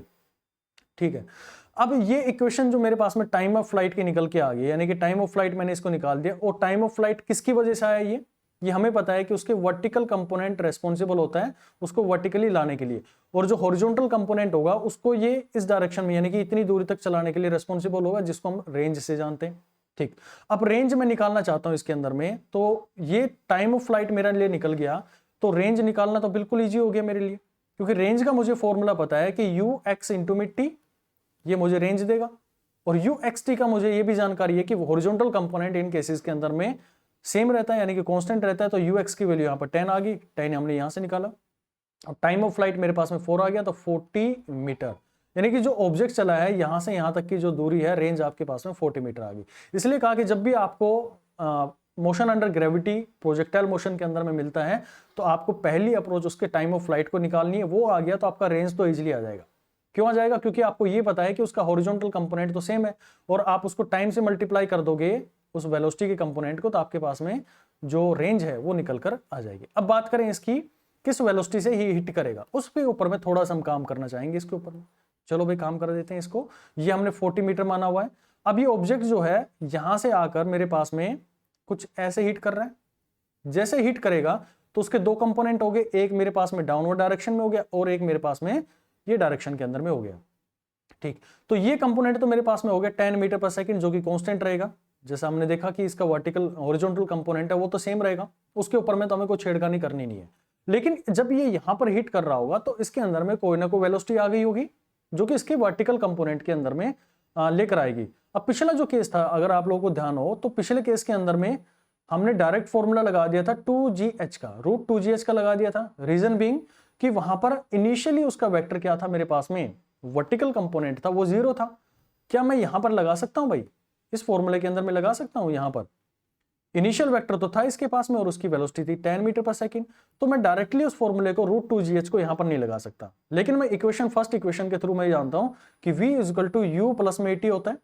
और क्योंकि हम इसके हॉरिजॉन्टल वर्टिकल कंपोनेंट को देख रहे हैं तो मैं इसको y y y ये लिख सकता हूं। हॉरिजॉन्टल के लिए तो मैं कंफर्म हो गई 10 मीटर पर सेकंड, ये तो चेंज होगा ही नहीं। तो ये वैल्यू मेरे पास में कितनी आ जाएगी, v y that is equal to you y कितना आ गया, 10 आ गया, क्योंकि आपने जो ओरिजिन माना है उसके अपवर्ड डायरेक्शन में। जी की वैल्यू आपके पास में क्या है, डाउनवर्ड डायरेक्शन में, जिसको आप क्या लेंगे, नेगेटिव लेंगे, दैट इज इक्वल टू 10। और टाइम आपको पता है कितना टाइम लगा भाई, आपको 4 सेकंड हॉरिजॉन्टली ऊपर से नीचे आने में लगा जब ये आपको हिट करना है। ये टाइम ऑफ फ्लाइट आपके पास में आ गया ना, तो यहां से आपके पास में आई ये 10 माइनस में कितना है ये 40 और ये वैल्यू आपके पास में आई -30। तो जो बॉडी यहां पर टकरा रही है यानी कि नीचे की साइड में आएगी, जब यहां पर वेलोसिटी आएगी तो 30 मीटर पर सेकंड है। क्योंकि इसका ओरिजिन से डाउनवर्ड डायरेक्शन में है तो इसलिए हमने इसका कंपोनेंट की वैल्यू क्या लिखी है, क्योंकि ये वेक्टर क्वांटिटी होती है तो मेरे पास में -30 मीटर पर सेकंड आई है। अब इसका रिजल्टेंट निकालना हो v, तो यहां से आप इजिली निकाल सकते हैं। इसका कितना आएगा, 10 का स्क्वायर प्लस में 30 यानी कि 30 का स्क्वायर और इस पूरे का रूट, तो ये आ गया आपके पास में 100 प्लस में 900 और ये वैल्यू आप इसका रूट लगा देंगे तो कितना बचेगा, ये बचेगा आपके पास में 1000। ये इसको सोल्व आउट कर लो भाई, जो भी आपके पास में आंसर आएगा मीटर पर सेकंड, यानी कि आपका फाइनल रिजल्ट आपके पास में ये बना। अब इस क्वेश्चन से आपने क्या कंसेप्ट सीखा, यहां पर आपने सीखा है कि भाई मेरे पास में अगर इनिशियल वेलोसिटी, अगर पिछले क्वेश्चन की बात करूं मैं तो इनिशियल वेलोसिटी अगर मेरे पास में 0 है तो डायरेक्टली आप इस फॉर्मूले का यूज कर सकते हैं, v equal to root 2gh। लेकिन यहां पर इनिशियल वेलोसिटी उस ऑब्जेक्ट के पास में कुछ थी तो आप उस फॉर्मूले का यूज नहीं कर सकते। और इनको सोल्व करने के लिए सबसे पहले हमारी अप्रोच होनी चाहिए कि टाइम ऑफ फ्लाइट निकालने की। तो टाइम ऑफ फ्लाइट अगर आप लोग निकाल लेंगे तो आगे की सारी कैलकुलेशन आप लोगों को देख पा रहे हैं। 3 ही चीजें इसके अंदर पूछेगा वो, या तो टाइम ऑफ फ्लाइट पूछेगा, या रेंज पूछेगा, या फिर किस वेलोसिटी से हिट करेगा वो निकालना आप लोगों से पूछा जाता है इसके अंदर में। ठीक भाई, अब हम इसके अंदर में और देख लेते हैं इसको। अभी आपने ऑब्जेक्ट को ऊपर की तरफ में फेंका, अब नीचे की तरफ में फेंक देते हैं इसको, कोई इशू नहीं। 3 टाइप हमारे पास में बन सकते हैं, सारे के सारे हम देख लेते हैं। अभी ये मेरे पास में ऑब्जेक्ट है और इसको मैंने इनिशियल वेलोसिटी यहां पर मैंने इसको फेंका है, जिसकी वैल्यू मैंने दी है 50 मीटर पर सेकेंड। ठीक भाई, और ये जो हॉरिजॉन्टल है इसके साथ में ये एंगल बना रहा है कितना, 53 डिग्री का। अब 53 डिग्री का बना रहा है तो ये कंपोनेंट मेरे पास में कितना हो जाता है भाई, यहाँ पर ये मेरे पास में 30 हो जाता है, और जो इसका डाउनवर्ड डायरेक्शन में है इसका कंपोनेंट हो जाता है 40। जब ये वैल्यूज है, अगर ये 50 है तो 30 हो जाएगा और ये मेरे पास में 40। बार बार इन वैल्यूज का यूज करेंगे, मैं बार बार इसको समझा भी चुका हूं कि जब भी मेरे पास में 1050 आएगा, 10 थीटा आएगा मेरे पास में, 1053 आएगा तो इसकी वैल्यू होती है मेरे पास में 4/3, और 1037 आएगा तो ये कंपोनेंट की वैल्यू हो जाती है मेरे पास में 3/4। तो ये आपके पास में यूज करना है। तो यहां से कंपोनेंट डायरेक्टली आप इसको तोड़ेंगे, जो एंगल बना हुआ है 53 है उसके साथ में 30 आ जाएगा, और दूसरा जो मेरे पास में 40 आ जाएगा, क्योंकि वैल्यू जो थी मेरे पास में वेलोसिटी की वो 50 मीटर पर सेकंड थी। अब इस क्वेश्चन में मैं वो पूछ रहा हूं आप लोगों से कि मुझे टाइम ऑफ फ्लाइट बताओ, मुझे रेंज बताओ, और तीसरी चीज आप लोग को क्या बतानी है इसके अंदर में कि किस वेलोसिटी से ये हिट करेगा। क्या आप लोग इसको नहीं कर पाएंगे? मुझे नहीं लगता कि आपको नहीं आएगा ये। आराम से इस क्वेश्चन को आप अप्रोच कर सकते हैं। चलो शुरू करते हैं। और ये हाइट जो मैंने दी है, जहां से मैं इसको फेंक रहा हूं, वो मैंने दी है 100 मीटर। 100 मीटर के ऊपर से मैं इसको टावर पर खड़ा होकर फेंक रहा हूं। तो चलो सबसे पहले क्या अप्रोच होनी चाहिए, मुझे इसके टाइम ऑफ फ्लाइट को निकालनी चाहिए। जब भी आपको प्रोजेक्टाइल मोशन के अंडर ग्रेविटी गिरने का कोई भी क्वेश्चन मिलता है, तो आप उसके टाइम ऑफ फ्लाइट को सोल्व करने की कोशिश करें सबसे पहले। तो इसके लिए आपको हमेशा कौन सी इक्वेशन यूज करनी है, सेकंड इक्वेशन यूज करेंगे। तो हाइट मुझे पता लग गई है कि मेरे पास में ऊपर से नीचे आ रहा है, कितनी हाइट को यूज करते हुए 100 मीटर के डिस्प्लेसमेंट करेगा, क्योंकि ओरिजिन जो मैंने माना है उसके डाउनवर्ड डायरेक्शन में है। तो डाउनवर्ड डायरेक्शन की वजह से इसको मैं क्या लूंगा, S = UT प्लस में हाफ AT स्क्वायर वाला फॉर्मूला यूज करूंगा।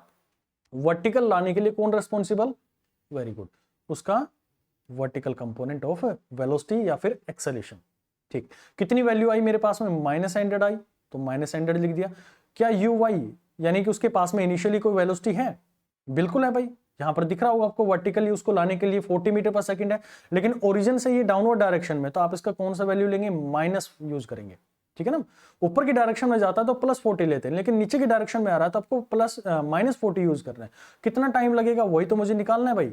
जब ये ऊपर से आकर नीचे धरती पर जब गिरेगा, तो यही तो मेरे पास में टाइम ऑफ फ्लाइट है। टाइम ऑफ फ्लाइट करने के लिए 100 मीटर उसको कवर करना है।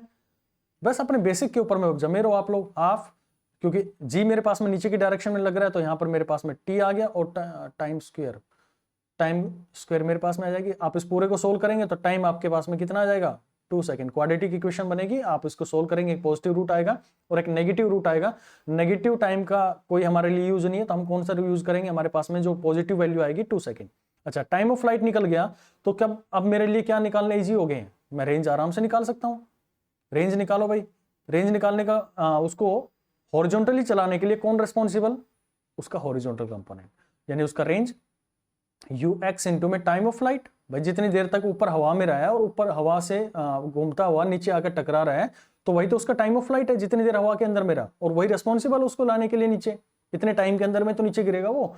तो यहां से मेरे पास में आई रेंज UX, हमारे पास में कंपोनेंट कितना है, horizontal component always remain constant.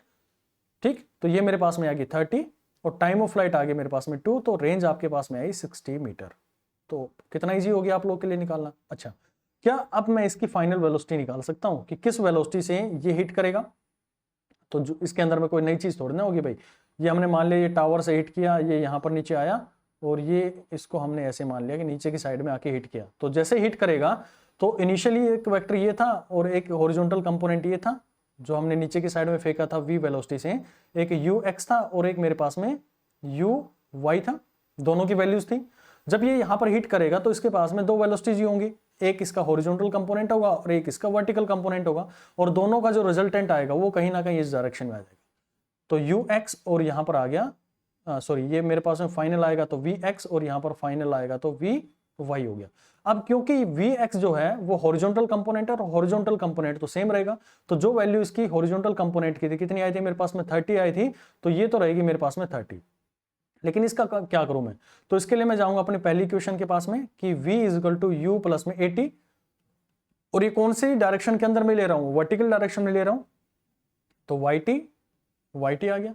तो VY that will be equal to U मेरे पास में कितना है डाउनवर्ड डायरेक्शन में, तो -40 आ गया, this is -40 minus G value मेरे पास में आएगी कितनी 10, और टाइम आप लोग को कितना लगा ऊपर से नीचे तक आने में, आप लोगों को लगा 2 सेकंड। तो कैलकुलेट करेंगे तो -40 और ये कितना आ गया -20, तो this is equal to -60 metre per second. यानी कि ऑब्जेक्ट जो है वो नीचे की डायरेक्शन में, यानी जब ये हिट करेगा तो इसका एक वैल्यू आ गया मेरे पास में 60 metre per second.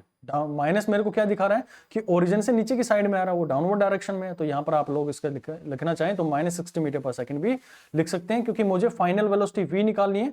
So final velocity V is the combination of the VX² plus में VY² और इस पूरे का रूट।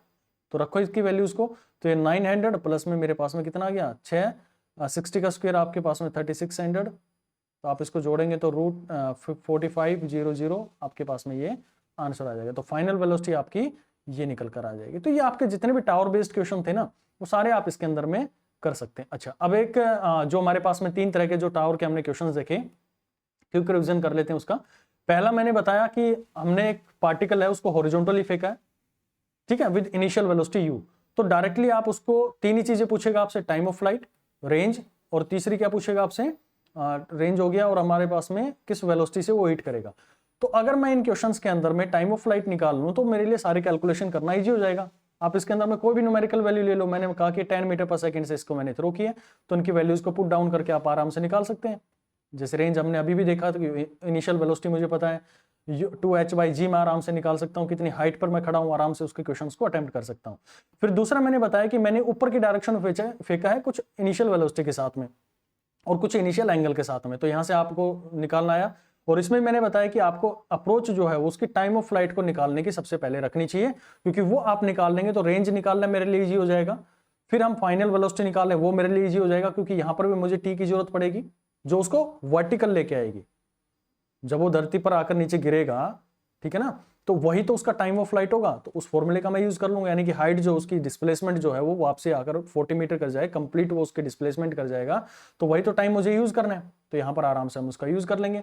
ठीक, फिर तीसरा क्वेश्चन दिया कि हमने डाउनवर्ड डायरेक्शन में उसको दे दिया, तो ये कुछ स्टैंडर्ड डेटा होते हैं, जैसे 53 का हो गया मेरे पास में, ट्रायंगल बना के देगा, कभी 37 एंगल आप लोगों को दे देगा, तो ये डायरेक्ट बेसिक आप लोगों को ध्यान रखना है। अगर ये 37 होता है तो यहाँ पर आपका 40 आ जाता है और ये मेरे पास में ये 30 वैल्यू आ जाती है। बस ये छोटी छोटी वैल्यूज हैं, आप लोगों को ध्यान रखनी है। इसमें भी आपका पहली अप्रोच क्या थी, टाइम ऑफ फ्लाइट निकालने की। टाइम ऑफ फ्लाइट निकल गया तो आप आराम से रेंज भी निकाल पाए और किस वेलोसिटी से हिट करेगा वो भी आप आराम से इसके अंदर में निकाल सके। तो ये 3 टाइप थे जो इस पूरे के अंदर में कवर अप होते हैं। यहाँ पर प्रोजेक्टाइल मोशन का जो आपके टावर बेस्ड क्वेश्चन है वो कंप्लीट होते हैं। अच्छा, अब मैं कुछ क्वेश्चन आप लोगों से पूछना चाहूंगा। क्वेश्चन नंबर मेरे पास में आज का रहेगा ये 9। मैं ये पूछ रहा हूं कि भाई मैंने ऑब्जेक्ट को एक तो यहां से हॉरिजॉन्टली फेंका u वेलोसिटी से, दूसरे में मैंने आपसे कहा कि ये ऑब्जेक्ट को मैंने u वेलोसिटी से एक एंगल बनाकर फेंका थीटा, और तीसरे के अंदर में मैंने यहां पर फेंका एक डाउनवर्ड डायरेक्शन के अंदर में एंगल बनाकर थीटा। तो पहला तो मैं ये जानना चाहूंगा कि किसके अंदर में टाइम मुझे ज्यादा लगेगा, यानी कि टाइम ऑफ फ्लाइट किसका ज्यादा रहेगा। तो ये मैं मान लेता हूं ए ऑब्जेक्ट है, ये बी ऑब्जेक्ट है और यहां पर ये आपके पास में सी ऑब्जेक्ट है। अगर आपको मोशन अंडर ग्रेविटी का कुछ थोड़ा बहुत याद हो तो वहां पर भी मैंने टाइम ऑफ फ्लाइट को लेकर बात करी थी कि एक को मैं नीचे की डायरेक्शन में फेंक रहा हूं, ड्रॉप कर रहा हूं, एक को मैं ऊपर की डायरेक्शन में यू वेलोसिटी से फेंक रहा हूं और एक को मैं तेजी के साथ में नीचे यू वेलोसिटी से फेंक रहा हूं।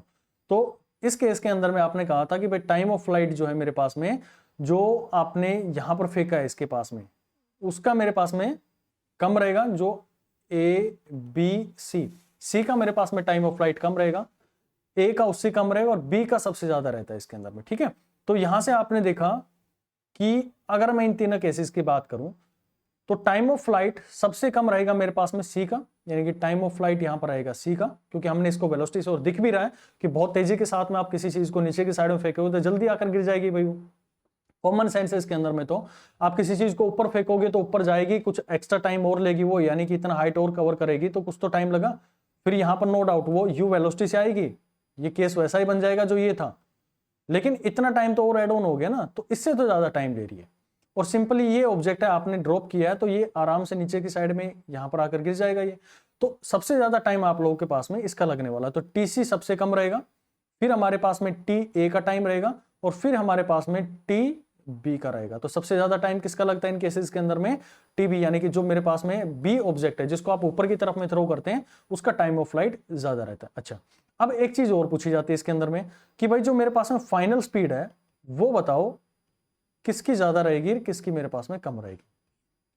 तो इस कंसेप्ट को अभी आप लोग ध्यान रखेंगे कि ये जो फाइनल स्पीड पूछता है ना, जब इस तरह के क्वेश्चंस आप लोगों को देते हैं प्रोजेक्टाइल मोशन के अंदर में, इन क्वेश्चंस के अंदर में तो हमने देखा था कि वीबी और वीसी की सेम थी, इन दोनों की सेम थी, और इसकी मेरे पास में कम थी फाइनल वेलोसिटी, जो कि 2g/h से हम रिप्रेजेंट कर रहे थे, और इनकी मेरे पास में इक्वल थी।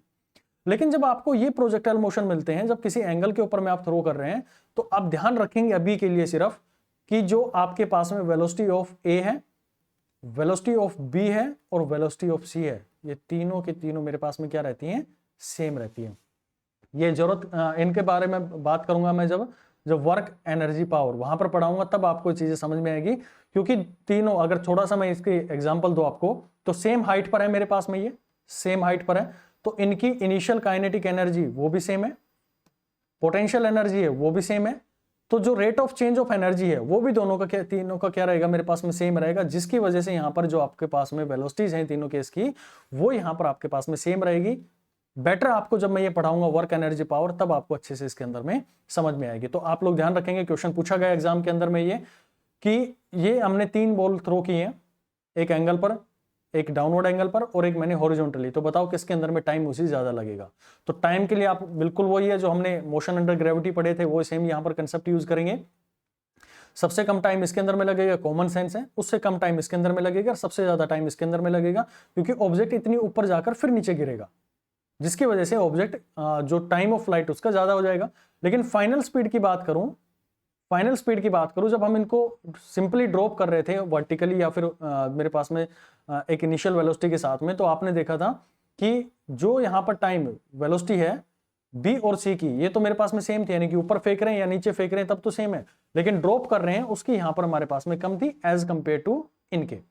लेकिन जब आप एक एंगल पर लेके जा रहे हैं तो तीनों की वेलोसिटी यहां पर सेम रहेगी। रीजन बीइंग, ये आपको वर्क एनर्जी पावर के अंदर में अच्छे से इसको समझाऊंगा। अच्छा, अब आपके पास में जो क्वेश्चंस आएंगे इंक्लाइंड बेस्ड क्वेश्चन आते हैं।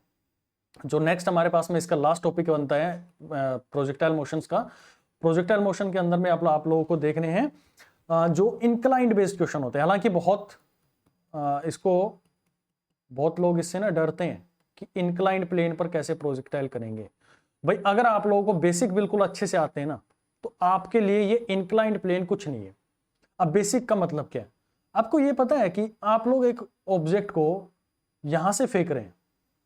देखो इंक्लाइंड के क्वेश्चन कैसे सोल्व करने, आपने एक ऑब्जेक्ट को यहां से फेंका, ये ऑब्जेक्ट यहां से यहां तक गया, ठीक। अब मैं क्या करता हूं, यहां से एक एंगल बनाकर ऐसे एक लाइन बना देता हूं, थोड़ा सा चेंज करता हूं इसको, मैं इसको थोड़ा और बड़ा कर देते हैं, यहां से इसको मैं, ये मेरे पास में ऑब्जेक्ट यहां से गया और यहां पर गिर गया, ठीक भाई। ये मैंने इसको एक इनिशियल वेलोसिटी दिया है और इनिशियल वेलोसिटी इसको मैंने यू दिया है, ठीक। ये तो आपको कॉमन प्रोजेक्टाइल था, उसके अंदर में समझ में आता है। लेकिन अगर मैं इसके अंदर में एक इंक्लाइंड प्लेन बना दूं इस तरह का, तो आपको दिख रहा है कि जो ऑब्जेक्ट है वो यहां से चला और ये मेरे पास में इस प्लेन पर यहां पर गिर गया। तो इंक्लाइंड प्लेन के अंदर में कुछ भी नहीं है। इंक्लाइंड प्लेन के अंदर में तो बस सिर्फ ये कहानी बच गई है कि आपने थोड़ा सा उसको एक एंगल प्रोवाइड कर दिया है, और ये आपका प्रोजेक्टाइल मोशन है। भाई है तो इसके अंदर में भी वो प्रोजेक्टाइल मोशन, है तो इसके अंदर में भी वो टाइम ऑफ फ्लाइट है, भी इसके अंदर में रेंज होगी, तीनों चीज इसके अंदर में भी रहने वाली। कौन कौन सी, पहले मेरे पास में टाइम ऑफ फ्लाइट, दूसरा मेरे पास में रेंज, और तीसरा यहां पर वेलोसिटी। इन तीनों की तो कहानी रहेगी। अच्छा, अब ये इनिशियल वेलोसिटी आप लोगों ने दी है इसको, तो अब ये जो आपके क्वेश्चंस के अंदर में दिया जाता है, बहुत से लोग इंक्लाइंड प्लेन के क्वेश्चंस को फॉर्मूलाज का यूज करके सोल्व करते हैं, लेकिन मैं आपको रिकमेंड करूंगा कि कभी भी इसके फॉर्मूला के थ्रू मत जाओ, क्योंकि एग्जामिनर ने अगर एंगल्स को बदल दिया ना तो आपकी कैलकुलेशन गड़बड़ा जाएंगी। मान लो ये जो एंगल गिवन है इंक्लाइंड प्लेन का, ये एंगल आपको बीटा गिवन है, और ये जो दूसरा एंगल आप लोगों के पास में गिवन है दिस एंगल इज अल्फा। ये एंगल इंक्लाइंड प्लेन और जो आपने एंगल ऑफ प्रोजेक्शन है उसके बीच में अल्फा है, और इंक्लाइंड प्लेन और हॉरिजॉन्टल प्लेन के बीच में जो एंगल बना हुआ है इसको आप लोगों ने माना बीटा है। ये चीज ध्यान रखेंगे कि दो एंगल हमें लेने, एक अल्फा और एक बीटा।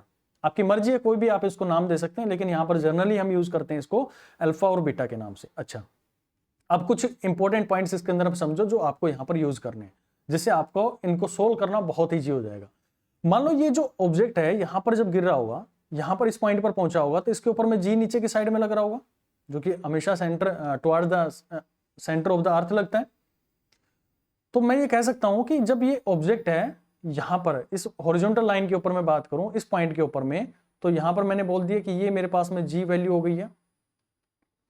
और अगर आपको थोड़ा बहुत भी समझ में आता होगा कि मैं इसके ऊपर में एक परपेंडिकुलर ड्रॉ कर दूं, इस पॉइंट पर परपेंडिकुलर ड्रॉ कर देता हूं, तो ये जो एंगल है ना, ये जो एंगल बनता है इसके अंदर में, जो इंक्लाइंड प्लेन का जो एंगल होता है वही ये मेरे पास में एंगल होता है बीटा। फिर से समझो कि मान लो मेरे पास में एक इंक्लाइंड प्लेन है, ये इंक्लाइंड प्लेन है, ये एंगल अगर बीटा है, तो ये पॉइंट आपको समझ में आना चाहिए। बार बार इसकी जरूरत पड़ेगी, एनएलएम के अंदर में भी, फ्रिक्शन के अंदर में भी, हर जगह पे इसको कनेक्टेड मोशंस के अंदर में भी जरूरत पड़ेगी। तो यहां पर जो आप एक परपेंडिकुलर ड्रॉ कर दो, और ये अगर कंपोनेंट मेरे पास में नीचे की साइड में है जो जी है या कुछ भी इसके अंदर में लगेगा, तो इन दोनों के बीच में जो एंगल बनता है this angle is always equal to beta. कैसे बनता है आप इसको एक बार कैलकुलेट करेंगे, सिंपल ट्रायंगल रूल्स हैं उसके अंदर यूज करेंगे। ये मेरे पास में 90 डिग्री का एंगल हो जाता है, ये आपके पास में 180 माइनस में बीटा एंगल हो जाता है। तो आप इस पूरे को कैलकुलेट करेंगे तो ये जो एंगल आपके पास में निकल के आता है, दिस एंगल इज बीटा। इतना आपको समझ में आना चाहिए। ठीक, अब ये जो ऑब्जेक्ट है इसके ऊपर में दो कंपोनेंट हो गए, यानी कि जब ये ऑब्जेक्ट इस पॉइंट पर है, मतलब ये आप इस पॉइंट पर इसका ऑब्जर्वेशन कर रहे हैं, तो दो जगह पर इस जी को आपने दो हिस्सों में तोड़ लिया, एक इसका हॉरिजॉन्टल कंपोनेंट और एक इसका वर्टिकल कंपोनेंट। दूसरा कंपोनेंट मेरे पास में इस साइड में जा रहा होगा, तो इस जी को दो हिस्सों में तोड़ा हमने इंक्लाइंड प्लेन के ऊपर में। अगर ये यहां पर होता है तो डायरेक्टली आप उसका तो एक ही कंपोनेंट था मेरे पास में, वर्टिकल कंपोनेंट, लेकिन आप इसके रिस्पेक्ट में देखो, जो रेड लाइन मैंने बना रखी है ना, इस रेड लाइन पर देखो तो ये कोई ना कोई एंगल बनाकर नीचे आ रहा होगा। तो जो मेरे पास में बीटा है इसके साथ में इसकी वैल्यू क्या होगी, जी कोस बीटा, जो एंगल के साथ में बनेगी। ये छोटी छोटी चीजें आपको इसके अंदर में सॉर्ट आउट करनी है, बार बार इनका जरूरत पड़ेगी। और ये वैल्यू मेरे पास में क्या बनेगी, जी साइन बीटा बनेगी। ठीक, तो ये दो चीज आपको इसके अंदर में करनी है, क्योंकि नीचे की साइड में लग रहा है तो ये माइनस आ जाएगा, और ये भी मेरे पास में माइनस आ गया, और यहां पर भी वैल्यू इसकी क्या आएगी, माइनस जी साइन बीटा आप लोगों को यूज करनी है। तो इंक्लाइंड प्लेन के अंदर में ध्यान रखना कि जो हॉरिजॉन्टल कंपोनेंट मेरे पास में जो एक्सेलेरेशन ड्यू टू ग्रेविटी का बना है, उसको दो हिस्सों में हम तोड़ सकते हैं। एक मेरे पास में रेस्पॉन्सिबल होगा इसको एक्स एक्सिस में, और दूसरा रेस्पॉन्सिबल होगा इसका वाई एक्सिस में। अच्छा, एक पॉइंट और इसके अंदर में नोट कर लो आप लोग। पहली चीज तो हमने जी को तोड़ लिया, जहां से भी आपका पॉइंट ऑफ प्रोजेक्शन है ना, जहां से भी आपका पॉइंट ऑफ प्रोजेक्शन है, वहां से आप अपने एक्स एक्सिस और वाई एक्सिस बना दो। तो ये मेरे पास में हो गया, इसको हम वाई एक्सिस बोलेंगे। और ये जो पॉइंट है, यानी कि जो इंक्लाइंड प्लेन है, यानी कि जिस पर जा रहे हो आप लोग, ये रेड लाइन के ऊपर ही दिखाया मैंने, इसको यार दोबारा से मैं बना के दे देता हूं। ये जो मेरे पास में है, इसको मैं मान लेता हूं मेरे पास में क्या है, ये कौन सा एक्सिस है, this axis is x axis. तो एक्स एक्सिस पर मेरे पास में जो एक्सेलेरेशन आएगा वो रेस्पॉन्सिबल होगा जी साइन बीटा, और वर्टिकल में यानी कि वाई के डायरेक्शन में है, जो कि परपेंडिकुलर है इसके, तो वो मेरे पास में जी कोस बीटा इसको रेस्पॉन्सिबल होगा। इंक्लाइंड प्लेन में लगने वाले एक्सेलेरेशन को दो हिस्सों में तोड़ रहा हूं सिर्फ मैं। पहला पॉइंट आपको नोट ये करना है कि आपको अपना एक्स और वाई एक्सिस को कंसीडर करना होता है इंक्लाइंड प्लेन के अंदर में। दूसरा, आपको जी है उसके कंपोनेंट को तोड़ना होता है, रिजोल्व करना होता है, एक तो एक्स एक्सिस में और एक वाई एक्सिस में। क्यों हमें रिजोल्व करना पड़ा, क्योंकि ये जो इसके ऊपर में एक्सेलेरेशन ड्यू टू ग्रेविटी लग रहा है ना, वो कोई ना कोई एंगल बना रहा होगा उसके परपेंडिकुलर के साथ में, तो ये बीटा हो गया। और बीटा को जब मैं इसका वर्टिकल कंपोनेंट लूंगा तो मेरे पास में जी कोस बीटा हो गया, एक्स एक्सिस की तरफ लेके आऊंगा तो मेरे पास में जी साइन बीटा होगा। यानी कि एक्स एक्सिस पर भी मेरे पास में एक्सेलेरेशन आ रहा है, तो कहीं ना कहीं उसकी वेलोसिटी जो है वो चेंज होगी। ये पॉइंट आपको समझ आता है या नहीं आता है, ये बताओ पहले तो मेरे को भाई। कोई भी एक्सेलेरेशन किसी बॉडी के अंदर में आ रहा है, यूनिट क्या होगी इसकी, मीटर पर सेकंड स्क्वायर। इसकी यूनिट भी क्या होगी, मीटर पर सेकंड स्क्वायर। तो हॉरिजॉन्टल में हम अभी तक जो पढ़ रहे थे, तो आप लोग देख रहे थे कि हॉरिजॉन्टल उसका क्या हो रहा था, कंपोनेंट जो था मेरे पास में कांस्टेंट था, क्योंकि उसके ऊपर में कोई एक्सेलेरेशन नहीं लग रहा था। यहां पर मेरे पास में एक्सेलेरेशन लग गया जब हमने ऑब्जेक्ट को इंक्लाइंड कर दिया, और इंक्लाइंड कर दिया तो उसका एक्सेलेरेशन आ गया, तो उसकी वजह से उसकी वेलोसिटी जो है हॉरिजॉन्टल कंपोनेंट या फिर एक्स एक्सिस की तरफ में भी क्या होगी, चेंज होगी। अच्छा, अब इसके देखो जो चीजें हमें इसके अंदर में कैलकुलेट करनी होती है, तो यू एक्स आप निकाल सकते हैं इसके अंदर में, यू कोस अल्फा होगी इनिशियली। अगर मैं यहां पर देखूं तो इसका इनिशियल वेलोसिटी मेरे पास में क्या होगा, यू कोस अल्फा, अल्फा मेरे पास में ये एंगल है, और vertical component you sine alpha हो गया। ठीक, तो इनिशियल वेलोसिटी मेरे पास में ये होगी यू एक्स, और इसका वाई कंपोनेंट में मेरे पास में you why you sine alpha हो गया। एक्सेलेरेशन की बात करूं मैं तो एक्स डायरेक्शन मेरे पास में क्या लगा, माइनस जी साइन बीटा लगा भाई, ये जी साइन बीटा लगा। इसलिए कह रहा हूं फॉर्मूला रटना नहीं है, समझना है। समझ गए तो आप आराम से कैसा भी न्यूमेरिकल आपको बना के दे दे, अभी हम उसकी उनकी वैल्यूज पर भी काम करेंगे। तो ये मेरे पास में आ गया वर्टिकल हॉरिजॉन्टल डायरेक्शन में, यानी कि जो हमने मानी थी, जो अज्यूम करी है एक्स और वाई डायरेक्शन हमने अज्यूम करी है, उसके अंदर में क्या कैलकुलेशन हमें करनी है, क्या एक्सेलेरेशन निकल रहा है, मैं उन वैल्यूज पर काम कर रहा हूँ। अब एक्सेलेरेशन इन वाई डायरेक्शन भी देखो तो ये मेरे पास में आएगा माइनस जी कोस बीटा। अब ये इनके अंदर में एक्सेलेरेशन आया है, तो कहीं ना कहीं इनकी फाइनल वेलोसिटीज हैं, फाइनल वेलोसिटी जो है ये वी एक्स और वी वाई, ये भी चेंज होगी दोनों केसेस के अंदर में, क्योंकि हॉरिजॉन्टल में आपके पास में एक्सेलेरेशन आ गया, वर्टिकल में तो था ही हमारे पास में एक्सेलेरेशन, जो कि रेस्पॉन्सिबल होगा मेरे पास में इसकी फाइनल वेलोसिटीज को चेंज करवाने के लिए। भाई अगर कांस्टेंट होता है तब तो कोई चेंज ही नहीं आता उसके अंदर में, ठीक है ना। यहां पर मेरे पास में एक्स डायरेक्शन में बहेगी, इसी पॉइंट को नोट करना है। बार बार मैं एम्फासिस इसी डाल रहा हूं, क्योंकि यहां पर आप कंफ्यूज हो जाते हैं, जब न्यूमेरिकल्स आएंगे तो आप कंफ्यूज हो जाएंगे इसको लेकर। ओके, अब देखो इसको हम निकालते हैं कि मेरे पास में टाइम ऑफ फ्लाइट कितना होगा। अगर ऑब्जेक्ट को आपने थ्रो किया है तो ये यहां से यहां तक आने में मेरे पास में कितना ऑब्जेक्ट ने टाइम लिया है, तो टाइम ऑफ फ्लाइट निकाल लेते हैं। तो टाइम ऑफ फ्लाइट निकालने के लिए आपको कौन सी इक्वेशन पर जाना चाहिए, सेकंड इक्वेशन पर जाना चाहिए।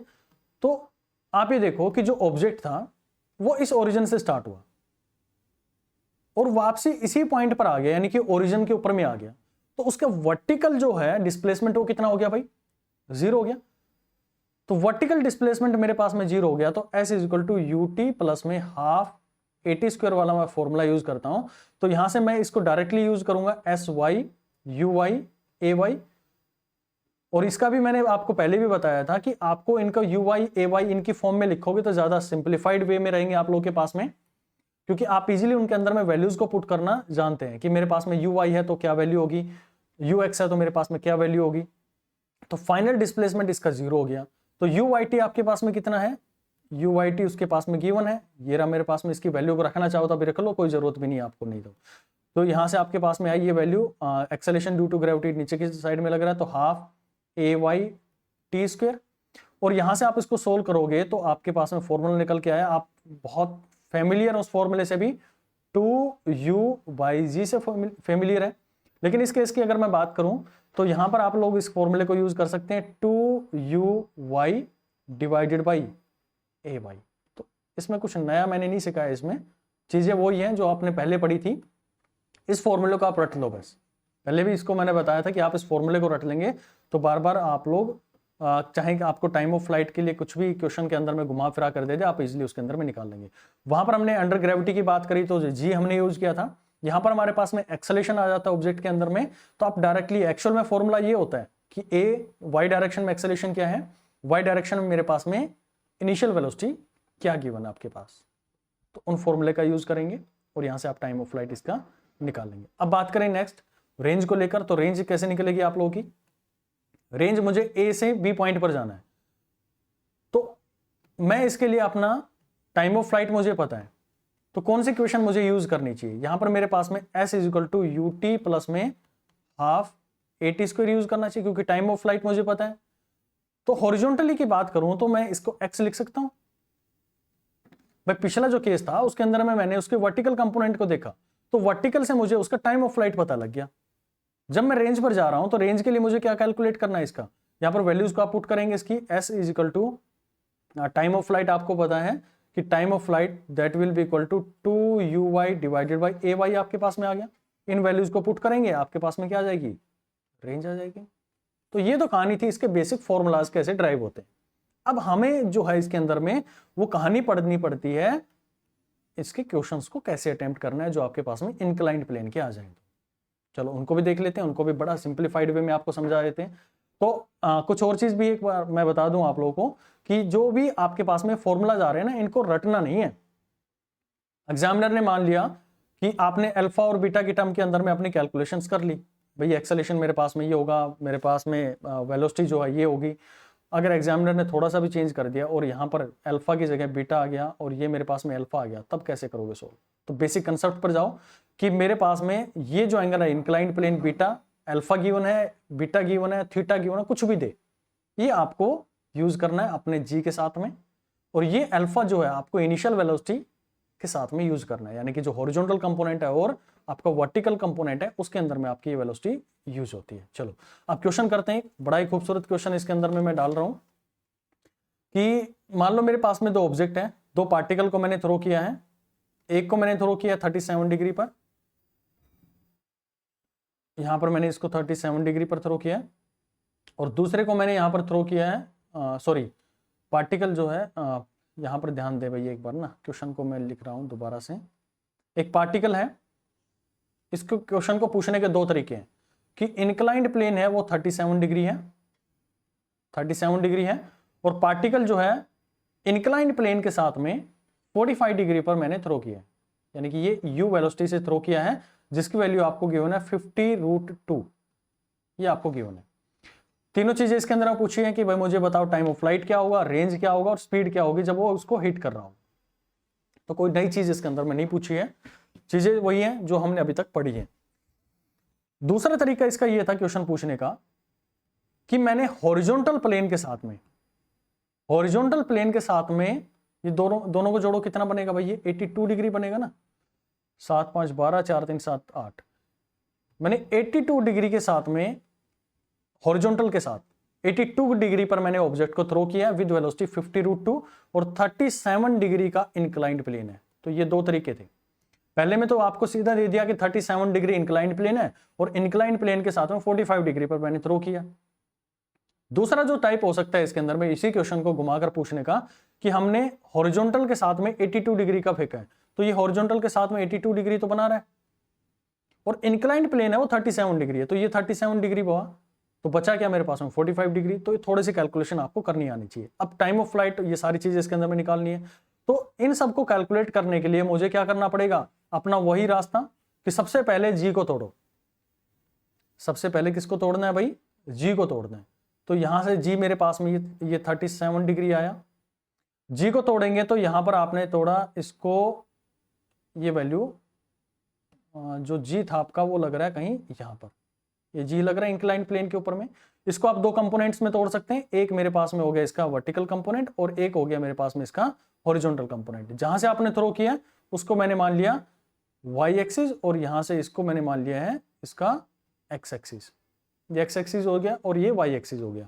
तो इस डायरेक्शन में इसके पास में लग रही है वैल्यू ये, और यहां पर लग रहा है इसके साथ में ये वैल्यू, और ये एंगल जो बना हुआ है, क्योंकि ये जो एंगल है यहां पर आप इसके ऊपर में परपेंडिकुलर डालते हैं, this angle must be 37 degree.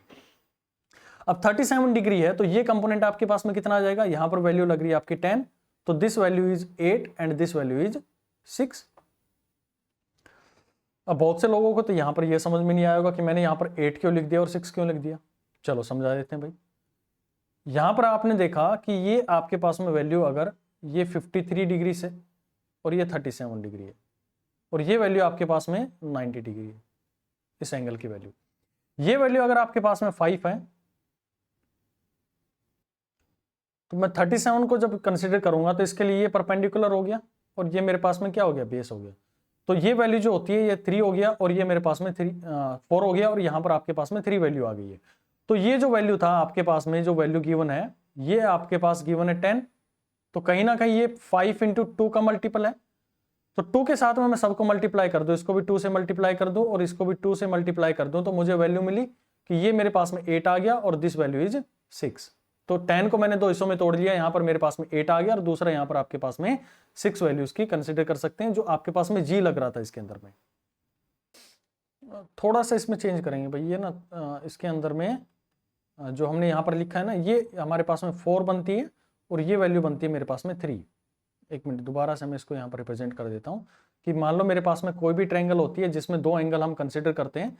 एक एंगल हमारे पास में क्या हो गया, ये स्टैंडर्ड ट्रायंगल है भाई, यहाँ पर आपके पास में 37 डिग्री है और ये आपके पास में कितनी वैल्यू है इसकी, 53 है। तो ये जो यहाँ पर बन के आएगा, this value is 4 and this value is 3। तो tan थीटा जो यहाँ पर बनेगा आपके पास में वो बनेगा, अगर 37 में कंसिडर कर रहा हूँ तो दिस वैल्यू इज 3/4 और अगर मैं tan 53 कंसिडर कर रहा हूँ तो आपके पास में 4/3 बनती है और ये वैल्यू जो आती है आपके पास में 5 रहती है।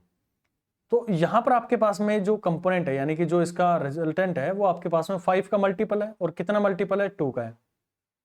तो जो इस एंगल के साथ में वैल्यू है वो उसको आप 2 से मल्टीप्लाई कर दे तो आपको ये वैल्यू मिल जाएगी, और जो अदर यानी कि ये मेरे पास में जो वैल्यू आ रहा है इसको आप 2 से मल्टीप्लाई कर देंगे तो आपको ये वाली वैल्यू मिल जाएगी। ठीक, तो आप लोग आगे से ध्यान रखेंगे कि जो भी आपके पास में वैल्यूज आ रही हैं आप उसके मल्टीपल को चेक करेंगे, हमेशा आपका जी रहेगा और जी में हमेशा आपको ये मिलेगा कि ये वैल्यू आपको 8 रखनी है और ये वैल्यू आपको 6 रखनी है। ये जो 6 है ये आपके पास में मीटर पर सेकंड स्क्वायर है, ये रेस्पॉन्सिबल है उसको एक्स डायरेक्शन में एक्सेलरेशन देने के लिए, और ये मेरे पास में किस में रेस्पॉन्सिबल है, उसके वर्टिकल डायरेक्शन में उसको एक्सेलरेशन देने के लिए। ठीक भाई, यहां तक कहानी समझ आती है। अब टाइम ऑफ फ्लाइट निकालने का तरीका मुझे पता है। टाइम ऑफ फ्लाइट को हम डायरेक्टली लिख सकते हैं 2uy डिवाइडेड बाई ay, इस फॉर्मूले का हम यूज कर सकते हैं डायरेक्टली। तो इनिशियल वेलोसिटी यहां पर कितनी गिवन है, जब आपने यहां से इसको, तो uy कंपोनेंट आप निकालो, कहां से आएगा uy। देखो हमारे पास में हमने माना था कि ये 45 डिग्री पर फेंका है हमने, ये हमारे पास में इनिशियल वेलोसिटी 45 डिग्री है, सॉरी 50√2 है और ये 45 डिग्री पर हमने फेंका है, तो ये भी 50 आ गया और ये इसका हॉरिजॉन्टल कंपोनेंट है, ये भी 50 आ गया। इतना तो समझ में आता होगा ना, बस उसको तोड़ना है भाई, आपको रिजोल्व करना है अपने कंपोनेंट्स को। आपको बेसिक पता है कि ये मेरे पास में u cos थीटा होगा और थीटा की वैल्यू मेरे पास में 45 डिग्री है और 45 cos 45 डिग्री 1/√2, तो वहां से कैंसिल हो गया 50 बन गया। उसी तरह से u sin थीटा भी है, 50 आ गया। तो मेरे पास में 50 हमने लिखा, क्योंकि बेसिक टाइम ऑफ फ्लाइट जो है वो टाइम ऑफ फ्लाइट के लिए हमेशा और हमेशा आपको क्या यूज करना पड़ता है, उसका वर्टिकल कंपोनेंट यूज करना पड़ता है, क्योंकि वही तो रेस्पॉन्सिबल है उसको वापसी लाने के लिए, यानी कि आप कहो कि उसकी डिस्प्लेसमेंट को जीरो करवाने के लिए। तो ए वाई यहां पर क्या लगेगा, ए वाई की ध्यान रखो आप लोग कि इस पॉइंट के अंदर में मेरे को ये बताओ कि रेस्पॉन्सिबल कौन है इसको नीचे की तरफ में लाने के लिए, उसका हॉरिजॉन्टल कंपोनेंट या फिर वर्टिकल कंपोनेंट, उसका वर्टिकल कंपोनेंट, और वहां पर कितना इफेक्टिवली उसके ऊपर में एक्सेलेरेशन लग रहा है। हम पिछले जो क्वेश्चंस कर रहे थे नॉर्मली उसके अंदर में कर रहे थे, डायरेक्टली हम बोल रहे थे जी लग रहा है, लेकिन यहां पर देखो जी नहीं लग रहा है भाई, यहां पर लग रहा है आपके पास में 8 मीटर पर सेकेंड स्क्वायर। यहां पर गलती कर देते हैं आप लोग, इस गलती को आपको अवॉइड करना है। यहां पर आपके पास में जो एक्सेलेरेशन लगेगा इंक्लाइंड प्लेन में, सिर्फ ये डिफरेंस आप लोग को देखने को मिलता है कि ये जो वैल्यू आप लोग को जी, ये हमारे पास में ए वाई डायरेक्शन में, क्योंकि वाई डायरेक्शन अगर ये है तो ए वाई डायरेक्शन यानी कि यही तो हुआ, माइनस में हुआ, तो ये मेरे पास में डाउनवर्ड डायरेक्शन में लग रहा है, इसको नीचे की तरफ में ला रहा है, तो आपके पास में 8 आ गया। और ये वैल्यू आप सोल्व करेंगे तो 4, और ये आपके पास में कितना आ गया भाई, ये 12.5 सेकेंड आ गया। ये कहानी हमें इसके टाइम ऑफ फ्लाइट को लेकर आ गई। ये जब मैं कह रहा हूं जब मैंने उस इंक्लाइंड प्लेन के ऊपर की तरफ में फेंका, यानी कि जब मैंने ऊपर की तरफ इंक्लाइंड प्लेन पे खड़ा हुआ मैं, ठीक, और वहां से मैंने इन चीजों को फेंका, तो टाइम ऑफ फ्लाइट मेरे पास में आ गया। अच्छा, अब दूसरी चीज मुझे क्या करनी है, मुझे इसकी रेंज निकालनी पड़ेगी, और रेंज के लिए कौन रेस्पॉन्सिबल होता है, बहुत अच्छे से समझना इसको। रेंज के लिए उसका एक्स कंपोनेंट जो उसको हॉरिजॉन्टली चलाएगा, यू एक्स टी माइनस में प्लस हाफ ए एक्स टी का स्क्वायर। ये फॉर्मूला हमें पता है, जब भी हमें हॉरिजॉन्टली चलना है तो हमें फॉर्मूला पता है कि जब ये ऑब्जेक्ट यहां से आ गया तो मुझे ये निकालनी है रेंज इसकी, यहां से यहां तक की। मैं कोई फॉर्मूला नहीं रटवा रहा हूं आप लोगों को, बस बेसिक के ऊपर में लेके जा रहा हूं कि बेसिक आप सीख लो, तो इंक्लाइंड प्लेन का जो सॉल्यूशन है बहुत ईजी हो जाता है। अब यहां पर आप देखो कि ये मेरे पास में जो ऑब्जेक्ट है इसके ऊपर में 6 का एक्सेलेरेशन यहां लग रहा होगा और 8 नीचे लग रहा है, और ये इसका जी जो है वो 10 यहां पर लग रहा होगा। लेकिन मुझे क्या चाहिए, मुझे ये दिख रहा है कि ये मेरे पास में एक्स एक्सिस है, ये मेरे पास में वाई एक्सिस है, तो ये 6 जो है ये एक्सेलेरेशन इसके ऊपर में लग रहा है जो कि रेस्पॉन्सिबल होगा यहां पर इस बॉडी को मूव करवाने के लिए। लेकिन ऑब्जेक्ट जो है वो जा रही है कहां पर, आगे की डायरेक्शन में, लेकिन एक्सेलेरेशन उस पर कहां लग रहा है, पीछे की डायरेक्शन में, यानी कि उसके ऊपर में रिटार्डेशन हो रहा होगा। भाई ये जो लग रहा है इसके ऊपर में एक्स डायरेक्शन में, ऑब्जेक्ट जाना चाह रही है यहां पर ए से बी साइड में जाना चाह रही है, लेकिन हो क्या रहा है, उसके ऊपर में एक्सेलेरेशन पीछे की साइड में लग रहा है, और आपको अच्छे से पता है कि वेलोसिटी आपकी आगे है और एक्सेलेरेशन उसके अपोजिट है, तो यहां पर क्या होता है, उसका रिटार्डेशन होता है।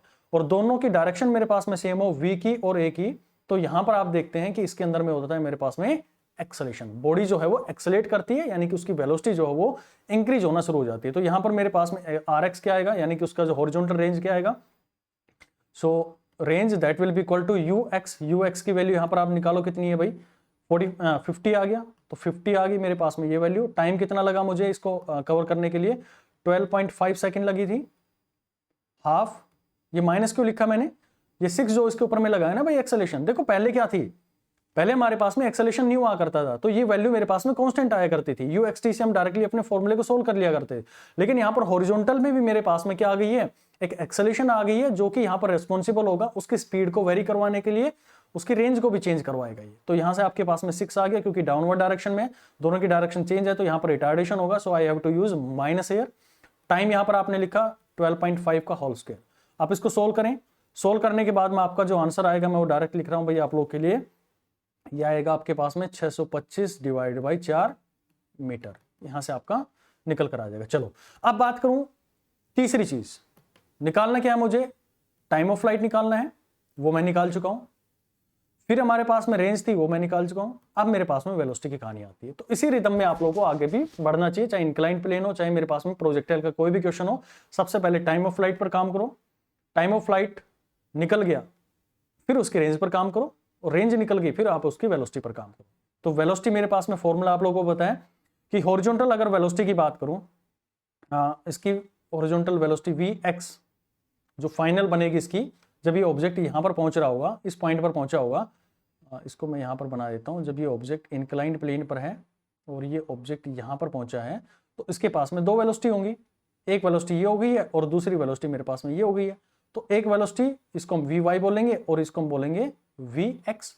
तो वी एक्स में क्या हो रहा है, टाइम ऑफ फ्लाइट मुझे पता है, that is equal to u x minus में 80।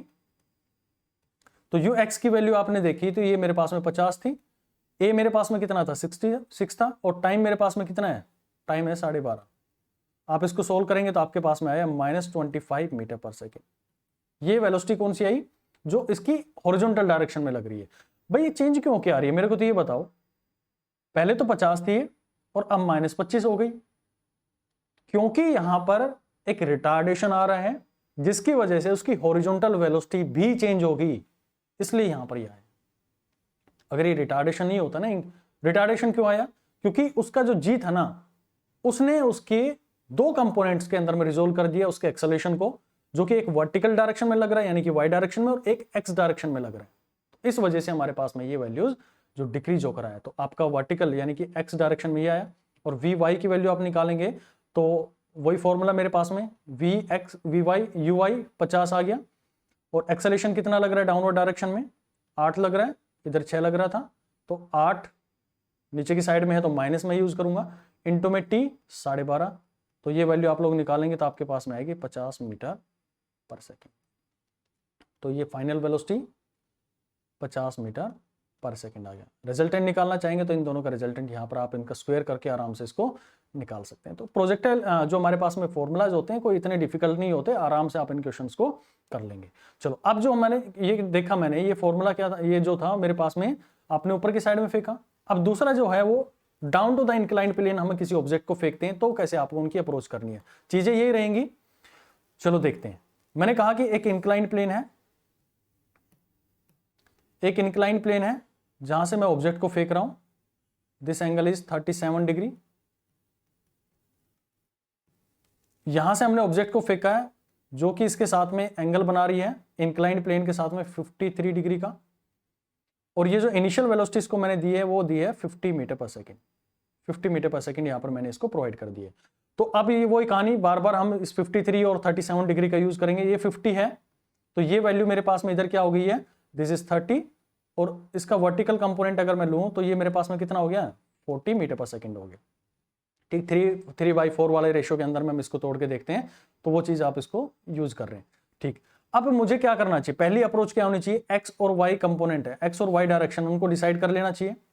तो यहां पर आपके पास में एक्स और वाई डायरेक्शन आप देखोगे तो ये इसको थोड़ा सा मैं चेंज कर देता हूँ, कहाँ चला गया भाई, हाँ ये रहा, इसको मैं थोड़ा सा चेंज करूँ तो ये मेरे पास में यहाँ से इसको थोड़ा रिमूव कर देता हूँ, क्योंकि कंपोनेंट मेरे पास में एक्स डायरेक्शन यहाँ पर आ गई, सॉरी वाई डायरेक्शन, और एक्स डायरेक्शन कहाँ पर आएगी, ये मैंने इसकी एक्स डायरेक्शन मान ली, this is x direction and this is y direction.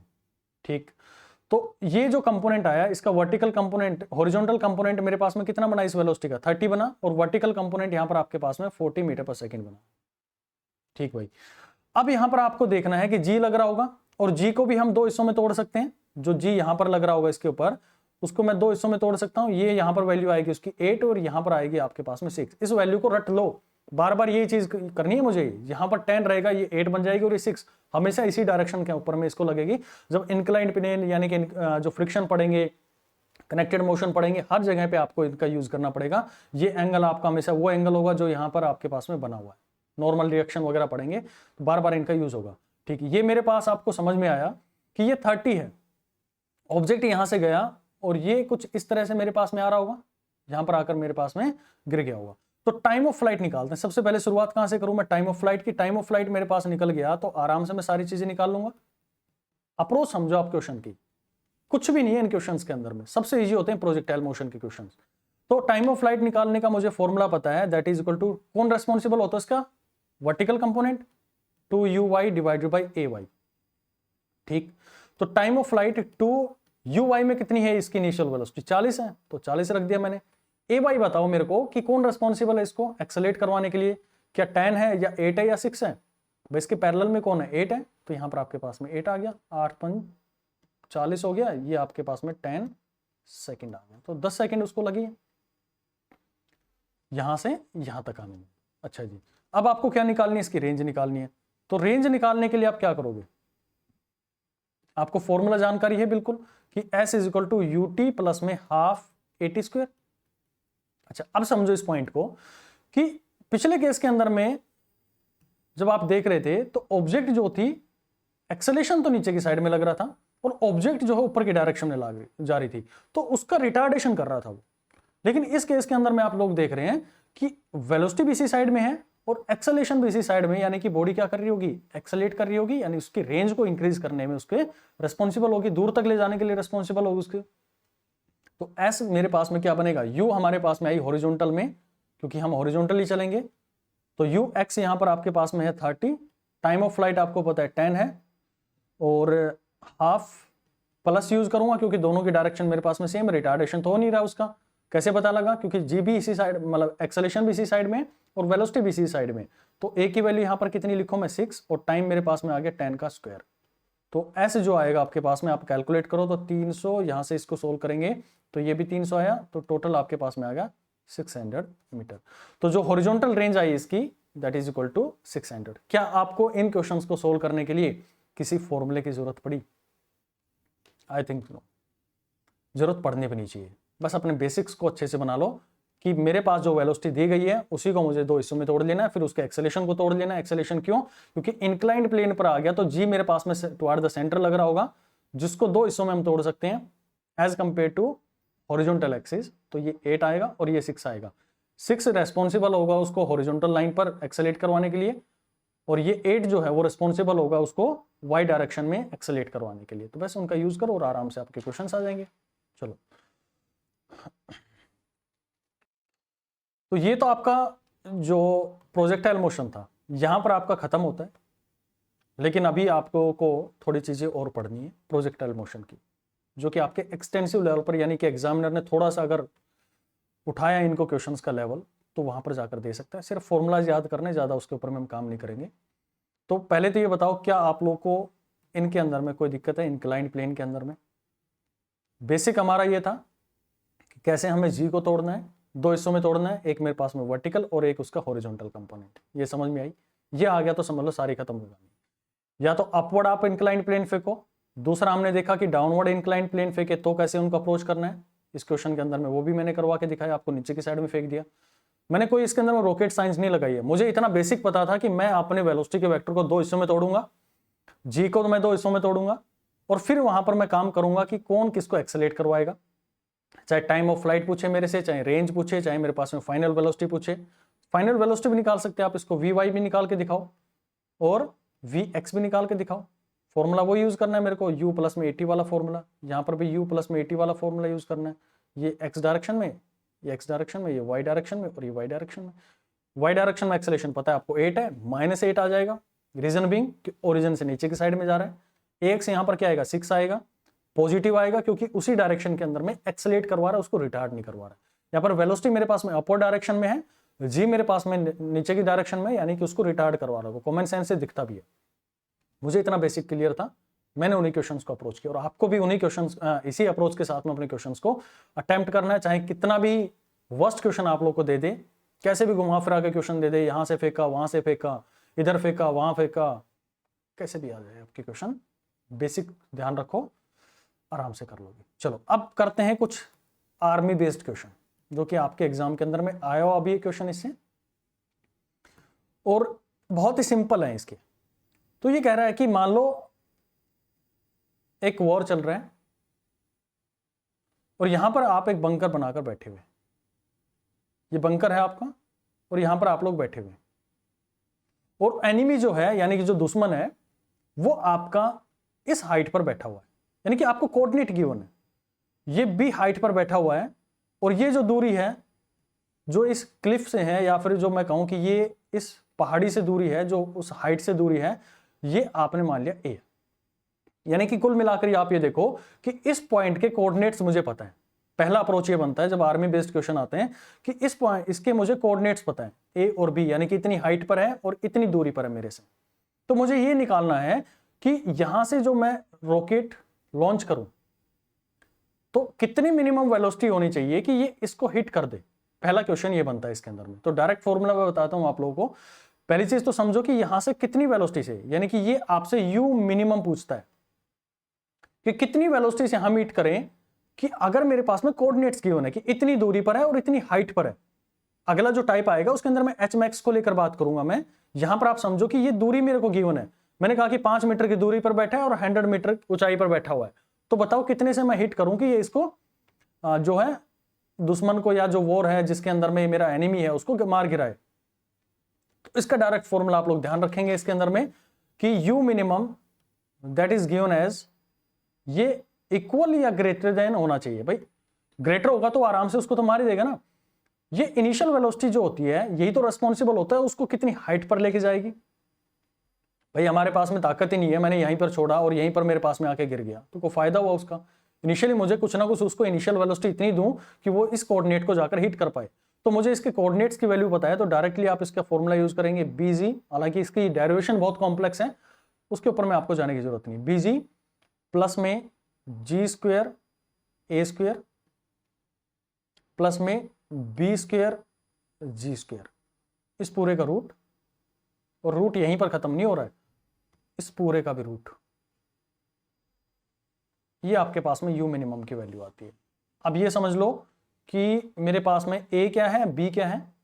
ये ए जो मेरे पास में एक्सेलेरेशन नहीं है भाई, ये बी, ए और बी जो है वो कोऑर्डिनेट है। ए यानी कि हॉरिजॉन्टल कंपोनेंट, हॉरिजॉन्टल कितनी दूरी पर हूं, वर्टिकली कितनी ऊंचाई पर है। ये बी जी इन दोनों का प्लस में इन दोनों का आप स्क्वायर यूज करके इसके अंदर में रखेंगे, तो ये मिनिमम वेलोसिटी होगी जिससे मुझे यहां से अपनी टारगेट को हिट करना चाहिए। इतनी इनिशियल वेलोसिटी उसको देनी चाहिए, इससे या इससे ज्यादा कि वो इसको क्या कर दे, इजिली हिट कर दे। तो यहां तक मुझे उसकी मार जो कोऑर्डिनेट्स की होना, तब हम इसकी इनिशियल वेलोसिटी आराम से इसके अंदर में निकाल सकते हैं। अच्छा, एक टाइप का तो इक्वेशन बनता है। अब वैल्यूज कुछ भी दे दूं यार मैं आप लोगों को, चलो दे देता हूं कि एक क्लिफ है, वहां से दुश्मन कुछ भी, क्लिफ हो सकता है, वॉर हो सकता है, कुछ भी हो सकता है। हमने कहा कि 10 मीटर की ऊंचाई पर है और ये जो वैल्यू है ये 5 मीटर की दूरी पर है। तो बताओ कि कितनी मेरी इनिशियल वेलोसिटी होनी चाहिए, मिनिमम कितनी इनिशियल वेलोसिटी होनी चाहिए कि इसको हिट कर दे। तो आप आराम से वैल्यूज को रखेंगे। बी मेरे पास में पता है कि वर्टिकल होता है, ए मेरे पास में हमने माना था कि ये हॉरिजॉन्टल कंपोनेंट होता है। वैल्यूज को रखो, आप इजीली इसके आंसर को निकाल पाएंगे। अच्छा, दूसरा टाइप जो इनके अंदर में बनता है वो ये कहता है कि भाई मेरे पास में ये कोऑर्डिनेट तो गिवन है, यानी कि मैं यहां पर बंकर बनाकर बैठा हुआ हूं, ये हमने ये बताया कि भाई मैं कितनी दूरी पर हूं, ए दूरी पर हूं, तो कितनी मैक्सिमम हाइट तक मैं इसको हिट कर सकता हूं, एच मैक्स।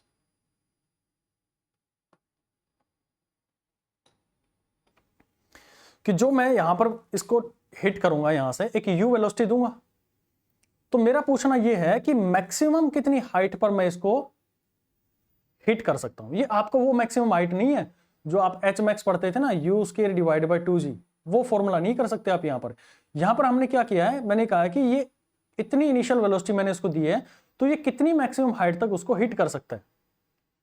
तो इसका डायरेक्ट फॉर्मूला आप लोग ध्यान रखेंगे, h max that is given as u की power 4 minus a square g square divided by 2u square g. ये मैक्सिमम हाइट कहां पर, इतनी दूरी पर, जी दूरी पर मैं मैक्सिमम हाइट कितनी उसको हिट कर सकता हूं। जैसे आपने देखा था कि एक टारगेट है, मान लो यहां से मैंने इसको इधर फेंका, मतलब सिंपल प्रोजेक्टाइल मोशन की बात कर रहा हूं। तो मेरा ये मानना था, मैं जो पूछना चाह रहा था इस क्वेश्चन के अंदर में कि ये दूरी मान लो मेरे पास में x है, तो मैक्सिमम कितनी हाइट में इसको हिट कर सकता हूं, तो ये पॉइंट आ गया। अगर मैं इतनी दूरी की बात करूं तो ये आ गया मेरे पास में, तो एच मैक्स ही हो गया। यहां पर मैं बात करूं तो एच मैक्स ही हो गया इसके लिए। तो ये जो एच मैक्स है ना, वो पूरे प्रोजेक्टाइल की मैक्सिमम हाइट है ये वाला। और मैं जो अभी पूछ रहा हूं कि मैं इतनी दूरी पर, यानी कि ये मेरे पास में कोऑर्डिनेट जो है फिक्स है, जो ये क्लिफ की दूरी है वो मेरे पास में फिक्स है। मैं ये पूछना चाह रहा हूं कि यहां से मैं, अगर इनिशियल वेलोसिटी मेरे को गिवन है, वो एक कांस्टेंट वैल्यू मुझे गिवन है, जिसके लिए मैं फिक्स हूं, जिसके लिए मैं पूरी जानकारी है मेरे को, तो मैं कितनी मैक्सिमम हाइट तक उसको हिट कर सकता हूं। यानी कि ये जो वैल्यू है ये ऐसे जाए, हो सकता है कि इसके ऊपर भी वो अपना मैक्सिमम बनाकर आए, लेकिन मैं इस एच दूरी पर, ए दूरी पर मैं उसको देखना चाह रहा हूं। तो डायरेक्ट फॉर्मूला आप लोग इसका यूज करेंगे, H max that is equal to u की पावर 4, यानी कि इनिशियल वेलोसिटी जो आपने दी है, जो आपकी फिक्स वेलोसिटी है, ए स्क्वायर जो आपका दूरी है ये, जी स्क्वायर जो अंडर ग्रेविटी है, यू स्क्वायर जी। आप इसको लगाएंगे और आपका क्या आ जाएगा, आंसर आ जाएगा। स्टैंडर्ड फॉर्म है, इसके अंदर में कोई भी चीज़ आप लोगों को ध्यान इसके अंदर में ज़्यादा सोचने की जरूरत नहीं है। अब बहुत सारे टाइप के क्वेश्चन इसके अंदर में बन सकते हैं। जैसे क्वेश्चंस आप लोगों ने देखे होंगे कि हमारे पास में कुछ इस तरह का हो कि मान लो यहाँ से जो एनिमी बेस्ड क्वेश्चन आते हैं ना, आर्मी बेस्ड क्वेश्चन आते हैं, तो ये प्लेन है मान लो मेरे पास में, बन जा प्लेन भाई, चलो प्लेन बनाते हैं, ये मेरे पास में प्लेन बन गया, ऐसे बनेगा ना, चलो प्लेन बन गया, चलो कोई दिक्कत नहीं। यहाँ पर मेरे पास में प्लेन इस साइड में आ रहा है, यहाँ पर हमारा कोई एनिमी है बंकर में बैठा हुआ है, यहाँ से मुझे एक जो मिसाइल है वो लॉन्च करनी है। तो मिसाइल लॉन्च करेंगे तो कंफर्म है कि वो किस तरह का मोशन करेगा, एक प्रोजेक्टाइल मोशन करेगा। और ये कितनी ऊंचाई पर है, ये h हाइट पर है, और ये कितनी दूरी पर है, ये मान लिए x दूरी पर है इस क्लिप से। तो मुझे ये निकालनी है कि ये कितनी दूरी पर है, यानी कि जो हम बात करें कि यहां से कितनी दूरी पर गिरा है कि ये इस बंकर को तबाह कर देगा। तो बेसिकली हम इसके रेंज को निकालना चाह रहे हैं, और जब ये यहां से निकालेगा तो ये आपको ये भी पता होगा कि ये इस तरह से अपना प्रोजेक्टाइल मोशन करता हुआ आएगा। जो यहां से मिसाइल निकलेगी वो एक प्रोजेक्टाइल मोशन करती हुई आएगी और इस बंकर को हिट करनी है। यानी कि मुझे ये देखना है कि इस हाइट से, मतलब जहां पर ये इस हाइट पर ये जो प्लेन है ये इसको हिट कर पाए, तो उसके लिए h हाइट पर मेरे पास में प्लेन उड़ रहा है। तो ये x अगर मैं निकाल लूं तो मुझे ये पता लग जाएगा कि कितनी ऊंचाई पर, मतलब कितनी दूरी पर इस बंकर से इसको ये मिसाइल जो है ड्रॉप कर देनी चाहिए। हालांकि आजकल जो आ रखे हैं बड़े ही जीपीएस बेस्ड हमारे पास में टारगेट फिक्स मिसाइल्स आ रखी हैं, जिसमें आप टारगेट फिक्स करते हैं, तुरंत जाके उसको ब्लास्ट कर दे, जो आपका एनिमी है उसको ब्लास्ट कर देते हैं। लेकिन यहाँ पर थोड़ा सा इसके अंदर में चेंज आ सकता है, ठीक है ना। तो आप इनकी वैल्यूज को आप कैलकुलेट करना, उसके अंदर में कैसे हमारे पास में रेंज होगी। तो बेसिक हमारी अप्रोच ये होनी चाहिए इस आर्मी बेस्ड क्वेश्चन के ऊपर में। अभी जो पिछले जो क्वेश्चन थे उनमें दो तरीके के क्वेश्चन आपने सीखे कि कोऑर्डिनेट फिक्स हैं तो मुझे कितनी इनिशियल वेलोसिटी उसको देनी चाहिए ताकि हिट कर पाए। दूसरे में आपने देखा कि इनिशियल वेलोसिटी मेरे पास में फिक्स है, तो उस इनिशियल वेलोसिटी से मैक्सिमम कितने तक मैं हिट कर सकता हूं। अब इसके अंदर में ये है कि प्लेन आपका उड़ रहा है, तो प्लेन जब उड़ रहा है तो इसको बंकर को तबाह कर दे, यानी कि आपका हॉरिजॉन्टली इतनी चलनी चाहिए ऑब्जेक्ट, तभी तो इसको तबाह कर पाएगा इस h हाइट से। तो इसके लिए आपको बहुत अच्छे से पता है कि इसको चलाने के लिए कौन रेस्पॉन्सिबल, इसका हॉरिजॉन्टली कंपोनेंट और टाइम ऑफ फ्लाइट, क्योंकि आपने इसको सिंपल ड्रॉप किया है। सिंपल ड्रॉप के लिए टाइम ऑफ फ्लाइट हमें जानकारी है 2h/g होता है, और ये मेरे पास में ux है। डायरेक्टली इस फॉर्मूले को रखेंगे, आपके पास में x आ जाएगी। रखो भाई, रख लो, आराम से आपके क्वेश्चंस सॉल्व होने शुरू हो जाएंगे जो प्रोजेक्टाइल मोशंस के। तो कोई नई इसके अंदर में रॉकेट साइंस थोड़ी ना यूज कर रहे हैं भाई हम लोग। चलो अब एक क्वेश्चन और कर देते हैं, इसके अंदर में लास्ट क्वेश्चन रहेगा, और इसके बाद में हमारा प्रोजेक्टाइल मोशन है वो बिल्कुल फिनिश।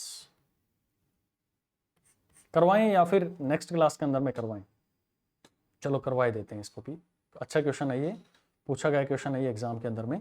हमने कहा कि भाई मेरे पास में एक मिसाइल है, यहां पर मिसाइल है, यहां से मिसाइल हमने छोड़नी है, और एक प्लेन है, मान लो प्लेन है यहां से गुजर रहा है, जैसे पीएम मोदी साहब गए थे पाकिस्तान के ऊपर से जब प्लेन लेके जा रहे थे, तो मान लो यहां पर कोई भी मिसाइल रखी हुई है, और ये प्लेन जो है ये उड़ रहा है भाई 250 मीटर की दूरी पर, ऊंचाई पर, 250 मीटर की ऊंचाई पर उड़ रहा है ये। अब ये इस मिसाइल की टेरिटरी के अंदर में आ रहा है। एक तो केस ये हो सकता है कि ये मिसाइल जो है ना, ये ऊपर की साइड में हिट करे यहां पर 250 मीटर पर, तो आराम से इसको गिरा देगा। तो मैं पहले ये निकालूं कि अगर मेरे पास में इसकी इनिशियल वेलोसिटी मैंने दी है कि ये initial velocity 100 metre per second से थ्रो कर सकता है, तो कितनी हाइट तक जाएगा ये, तो उस हाइट तक जो प्लेन आएगा उसको डायरेक्टली हिट कर देगा। लेकिन मैं जो क्वेश्चन पूछना चाह रहा हूं, मैं ये पूछना चाह रहा हूं कि जब ये इसके पास आसपास से गुजर रहा है तो कितनी ड्यूरेशन के लिए ये प्लेन डेंजर में है, ड्यूरेशन के लिए ये प्लेन डेंजर में है। तो पहली कहानी तो आपको ये समझ में आती है कि अगर ये मैक्सिमम हाइट हम यूज करें तो एच मैक्स, यानी कि मैक्सिमम ये वर्टिकली कितना हिट कर सकता है, तो u²/2g। तो वैल्यूज को रखेंगे तो 100 मेरे पास में 100 इंटू में 100 डिवाइडेड बाई 2 इंटू में g, तो ये वैल्यू आ गई आपके पास में 500। यानी कि अगर ये वर्टिकली आ जाए मेरे पास में तो वर्टिकली तो 500 मीटर पर इसको हिट कर देगा प्लेन को। लेकिन भाई ये अगर इसने अपना मुंह जो है इस साइड में घुमा दिया, या फिर अपना मुंह इस साइड में घुमा दिया, मान लो प्लेन यहां पर आ रहा था, जैसे प्लेन यहां पर आया तो ये इसको हिट कर गया, या फिर इधर जा रहा है तो यहां से भी हिट कर दे, क्या पता यहां पर भी मार दे इसको। तो मुझे ये जो ड्यूरेशन है यानी कि यहां से लेकर यहां तक का ये दूरी पता लग जाए, ये वाली दूरी जो है, तो इतने दायरे में मेरा जो प्लेन है वो कहीं ना कहीं डेंजर में होगा और उसका ड्यूरेशन भी मुझे निकालना पड़ेगा। और ये प्लेन जो है इसकी स्पीड मैंने दी है 500 मीटर पर सेकंड से यहां पर मूव कर रहा है। तो टाइम जो पूछ रहा हूं मैं आप लोगों से, मैं ये पूछना चाह रहा हूं कि ये कितनी ड्यूरेशन में डेंजर में है। तो इसके लिए आपको ये पता होना चाहिए कि जो हमारे पास में एच मैक्स यानी कि कोऑर्डिनेट मेरे पास में फिक्स हो गए। मान लो ये मैक्सिमम कोऑर्डिनेट यहां तक हिट कर सकता है, मैक्सिमम कोऑर्डिनेट यहां तक हिट कर सकता है, जो ये कोऑर्डिनेट है इतनी दूरी पर जाकर इतनी हाइट पर हिट कर सकता है, जो हमने अभी देखा ये इतनी दूरी पर जाकर इतने कोऑर्डिनेट पर इतनी हाइट तक हिट कर सकता है। इस फॉर्मूले को हमने देखा ना कि ये मेरे पास में फिक्स है कोऑर्डिनेट, और तो उस टाइम पे ये मैक्सिमम हाइट को कितना हिट कर सकता है। तो हमने मान लिया कि ये इतने दायरे के अंदर में मेरा जो प्लेन था वो डेंजर में था। ये डिस्टेंस हमने मान ली x, इधर भी हमने मान लिया x है। कोई भी वैल्यू आप मान लो इसकी, a मान लो, b मान लो, c मान लो, कुछ भी मान लो। तो h मैक्सिमम मेरे पास में क्या आ सकती है, फॉर्मूला आप लोगों को पता है, u4 माइनस में u की 4 times g square x square divided by twice of u square g।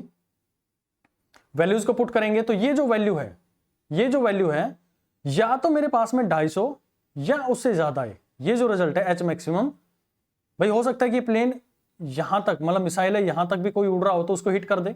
तो मेरे लिए तो इस प्लेन की जो कहानी है वो 250 मीटर पर उड़ रहा है। अगर ये वैल्यू 250 मीटर तक आ जाए यानी कि ग्रेटर या फिर इक्वल 250 मीटर आ जाए तो ये प्लेन को हिट कर देगी मैक्सिमम इस कोऑर्डिनेट पर। इस इनिशियल वेलोसिटी u से जो कि 100 मीटर पर सेकंड है, इतनी वेलोसिटी में दूंगा तो आराम से उसको हिट कर देगा। ये इधर भी मैं देखूं तो इतनी इनिशियल वेलोसिटी उसके पास में है तो मैक्सिमम यहां तक पहुंच के उसको हिट कर देगा, क्योंकि हमने कोऑर्डिनेट्स, अगर मैं थोड़ा और दूंगा तो ये यहां तक नहीं पहुंचेगा, नीचे गिर जाएगा यहां पर, तो ये तो पहुंचा नहीं, तो मैक्सिमम ये यहां तक हिट कर सकता है इसको। तो अगर ये दूरी जो है ये 250 मीटर या ऊपर तक है तब तो मेरे लिए काम आ जाएगी, यानी कि जो एच मैक्स आ जाएगी तब तो उस प्लेन को हिट कर देगा वो। तो इस साइड में भी इतना करेगा और इस साइड में मेरे पास में इतना कर सकता है। तो यहां से आप लोग इसकी निकालेंगे वैल्यू, तो x की जो वैल्यू आपके पास में आएगी, ये जो x आएगा आपके पास में, आप पूरी कैलकुलेशन करना, सारी वैल्यूज को पुट डाउन करना भैया, तो ये x आएगा। आपको कंसेप्ट समझना है इसके अंदर, वैल्यूज आप कैसे निकाले वो आपकी थोड़ा सा वर्कआउट करेंगे आराम से निकल जाएगा। जो बेसिक कंसेप्ट था वो समझ लेना कि ये जो x है ये मेरे पास में 500√2 आनी चाहिए, यानी कि 500√2 इधर और ये मेरे पास में 500√2 इधर, दोनों साइड में मेरे पास में इतनी दूरी का खतरा है। अब इतनी दूरी का खतरा है तो टोटल ये डिस्टेंस, यानी कि ये जो डिस्टेंस है ये कितनी आई, 500 यहां पर और 500 यहां पर, तो ये आया मेरे पास में 1000√2। और किस स्पीड से उड़ रहा है मेरे पास में प्लेन, टाइम निकालना है ना मुझे कितनी दूरी के अंदर में हो, तो टाइम स्पीड उड़ रही है उसकी 500 से, तो आपके पास में आया, अगर रूट ये कैंसिल हो गया तो ये आपके पास में 2 और टाइम आपके पास में आया 2√2 सेकेंड। कंसेप्ट सिर्फ इतना सा आपको लोगों को ध्यान रखना था कि ये जो एच मैक्स निकालोगे ना आप लोग दोनों साइड में, वो इतनी दूरी तक उसको हिट कर सकता है। मान लो ये यहां तक हिट नहीं किया, थोड़ी और इसने इंक्लाइन किया और ये प्लेन यहां तक, यहां से गिर के नीचे की साइड में आ गया, उसको हिट ही नहीं करेगा। तो ये वैल्यू जो है वो 250 या 250 से ज्यादा होनी चाहिए ना, तभी तो उसको हिट कर सकता है वो। 250 ये हो गया और 250 से ज्यादा तो मेरे पास में ये वैल्यू आ जाएंगी। तो ये मैक्सिमम मेरे पास में 250 का इतना हिट कर सकता है, इतनी मैक्सिमम हाइट तक वो उसको क्या कर सकता है, हिट कर सकता है, क्योंकि प्रोजेक्टाइल मोशन करेगा, ये भी प्रोजेक्टाइल मोशन करेगा। तो यहां से मुझे समझ में आया कि इतनी दूरी यहां पर और इतनी दूरी यहां पर, दोनों को मैं सम अप करूंगा तो टाइम आराम से निकाल सकता हूं। Time is equal to distance upon में स्पीड।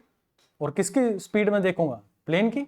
जो प्लेन यहां से गुजर रहा है वो अगर इतनी सेकेंड तक इस मिसाइल के आसपास है तो वो खतरे में, तो आपके पास में है 2√2 सेकेंड। तो यहां पर आपका जो प्रोजेक्टाइल मोशन है वो कंप्लीट होता है। एक्सटेंसिव लेवल तक मैंने आप लोगों को प्रोजेक्टाइल मोशन करवाया, जो कि आपके किसी भी कंपिटिटिव एग्जाम के अंदर में बैठो तो इससे बाहर आपको कुछ नहीं मिलने वाला है।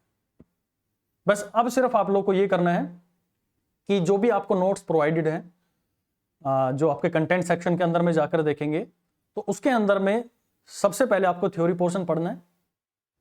थ्योरी पोर्शन पढ़ने के बाद में आपको उसके जो एक्सरसाइज गिवन है उन सारी एक्सरसाइज को आप लगा लो। फिर आपके पास में जो PYQ है उनको आप लगा लो भाई, और फिर आप अपनी DPP और CPCT यानी कंप्लीट चैप्टर टेस्ट है उनको लगाना शुरू कर दो। क्योंकि अब जो हमारे पास में ये चैप्टर बचा है, बस छोटे छोटे टॉपिक्स और रह गए। रिलेटिव मोशन रह गया मेरे पास में, relative motion in 2D, relative motion 2D, जो कि बहुत इंपॉर्टेंट है, आपके क्वेश्चन वहां से पूछे जाते हैं। उसको खत्म करेंगे और फिर छोटे छोटे टॉपिक्स हैं उनको हम कवर करके इस चैप्टर को फिनिश कर देंगे, और वहां पर हमारा काइनेमेटिक्स 1 जो है वो कंप्लीट हो जाएगा। फिर हम देखेंगे अपना NLM, Newton law of motion, और फिर हम देखेंगे अपना फ्रिक्शन। तो आज की कहानी यहाँ पर खत्म करें। आई होप आप लोगों को चीजें समझ में आई होंगी। जो भी लेवल आप लोगों को प्रोजेक्टाइल मोशन का करवाया गया है, इससे बाहर आपका कोई भी क्वेश्चन नहीं बनता है। बाकी आप लोग अच्छे से तैयारी कीजिए, और फिर भी कोई डाउट आते हैं तो आप मेरे को ज़रूर इन चीज़ों के लिए इन्फॉर्म कर सकते हैं। I will try to help you all. Thank you so much.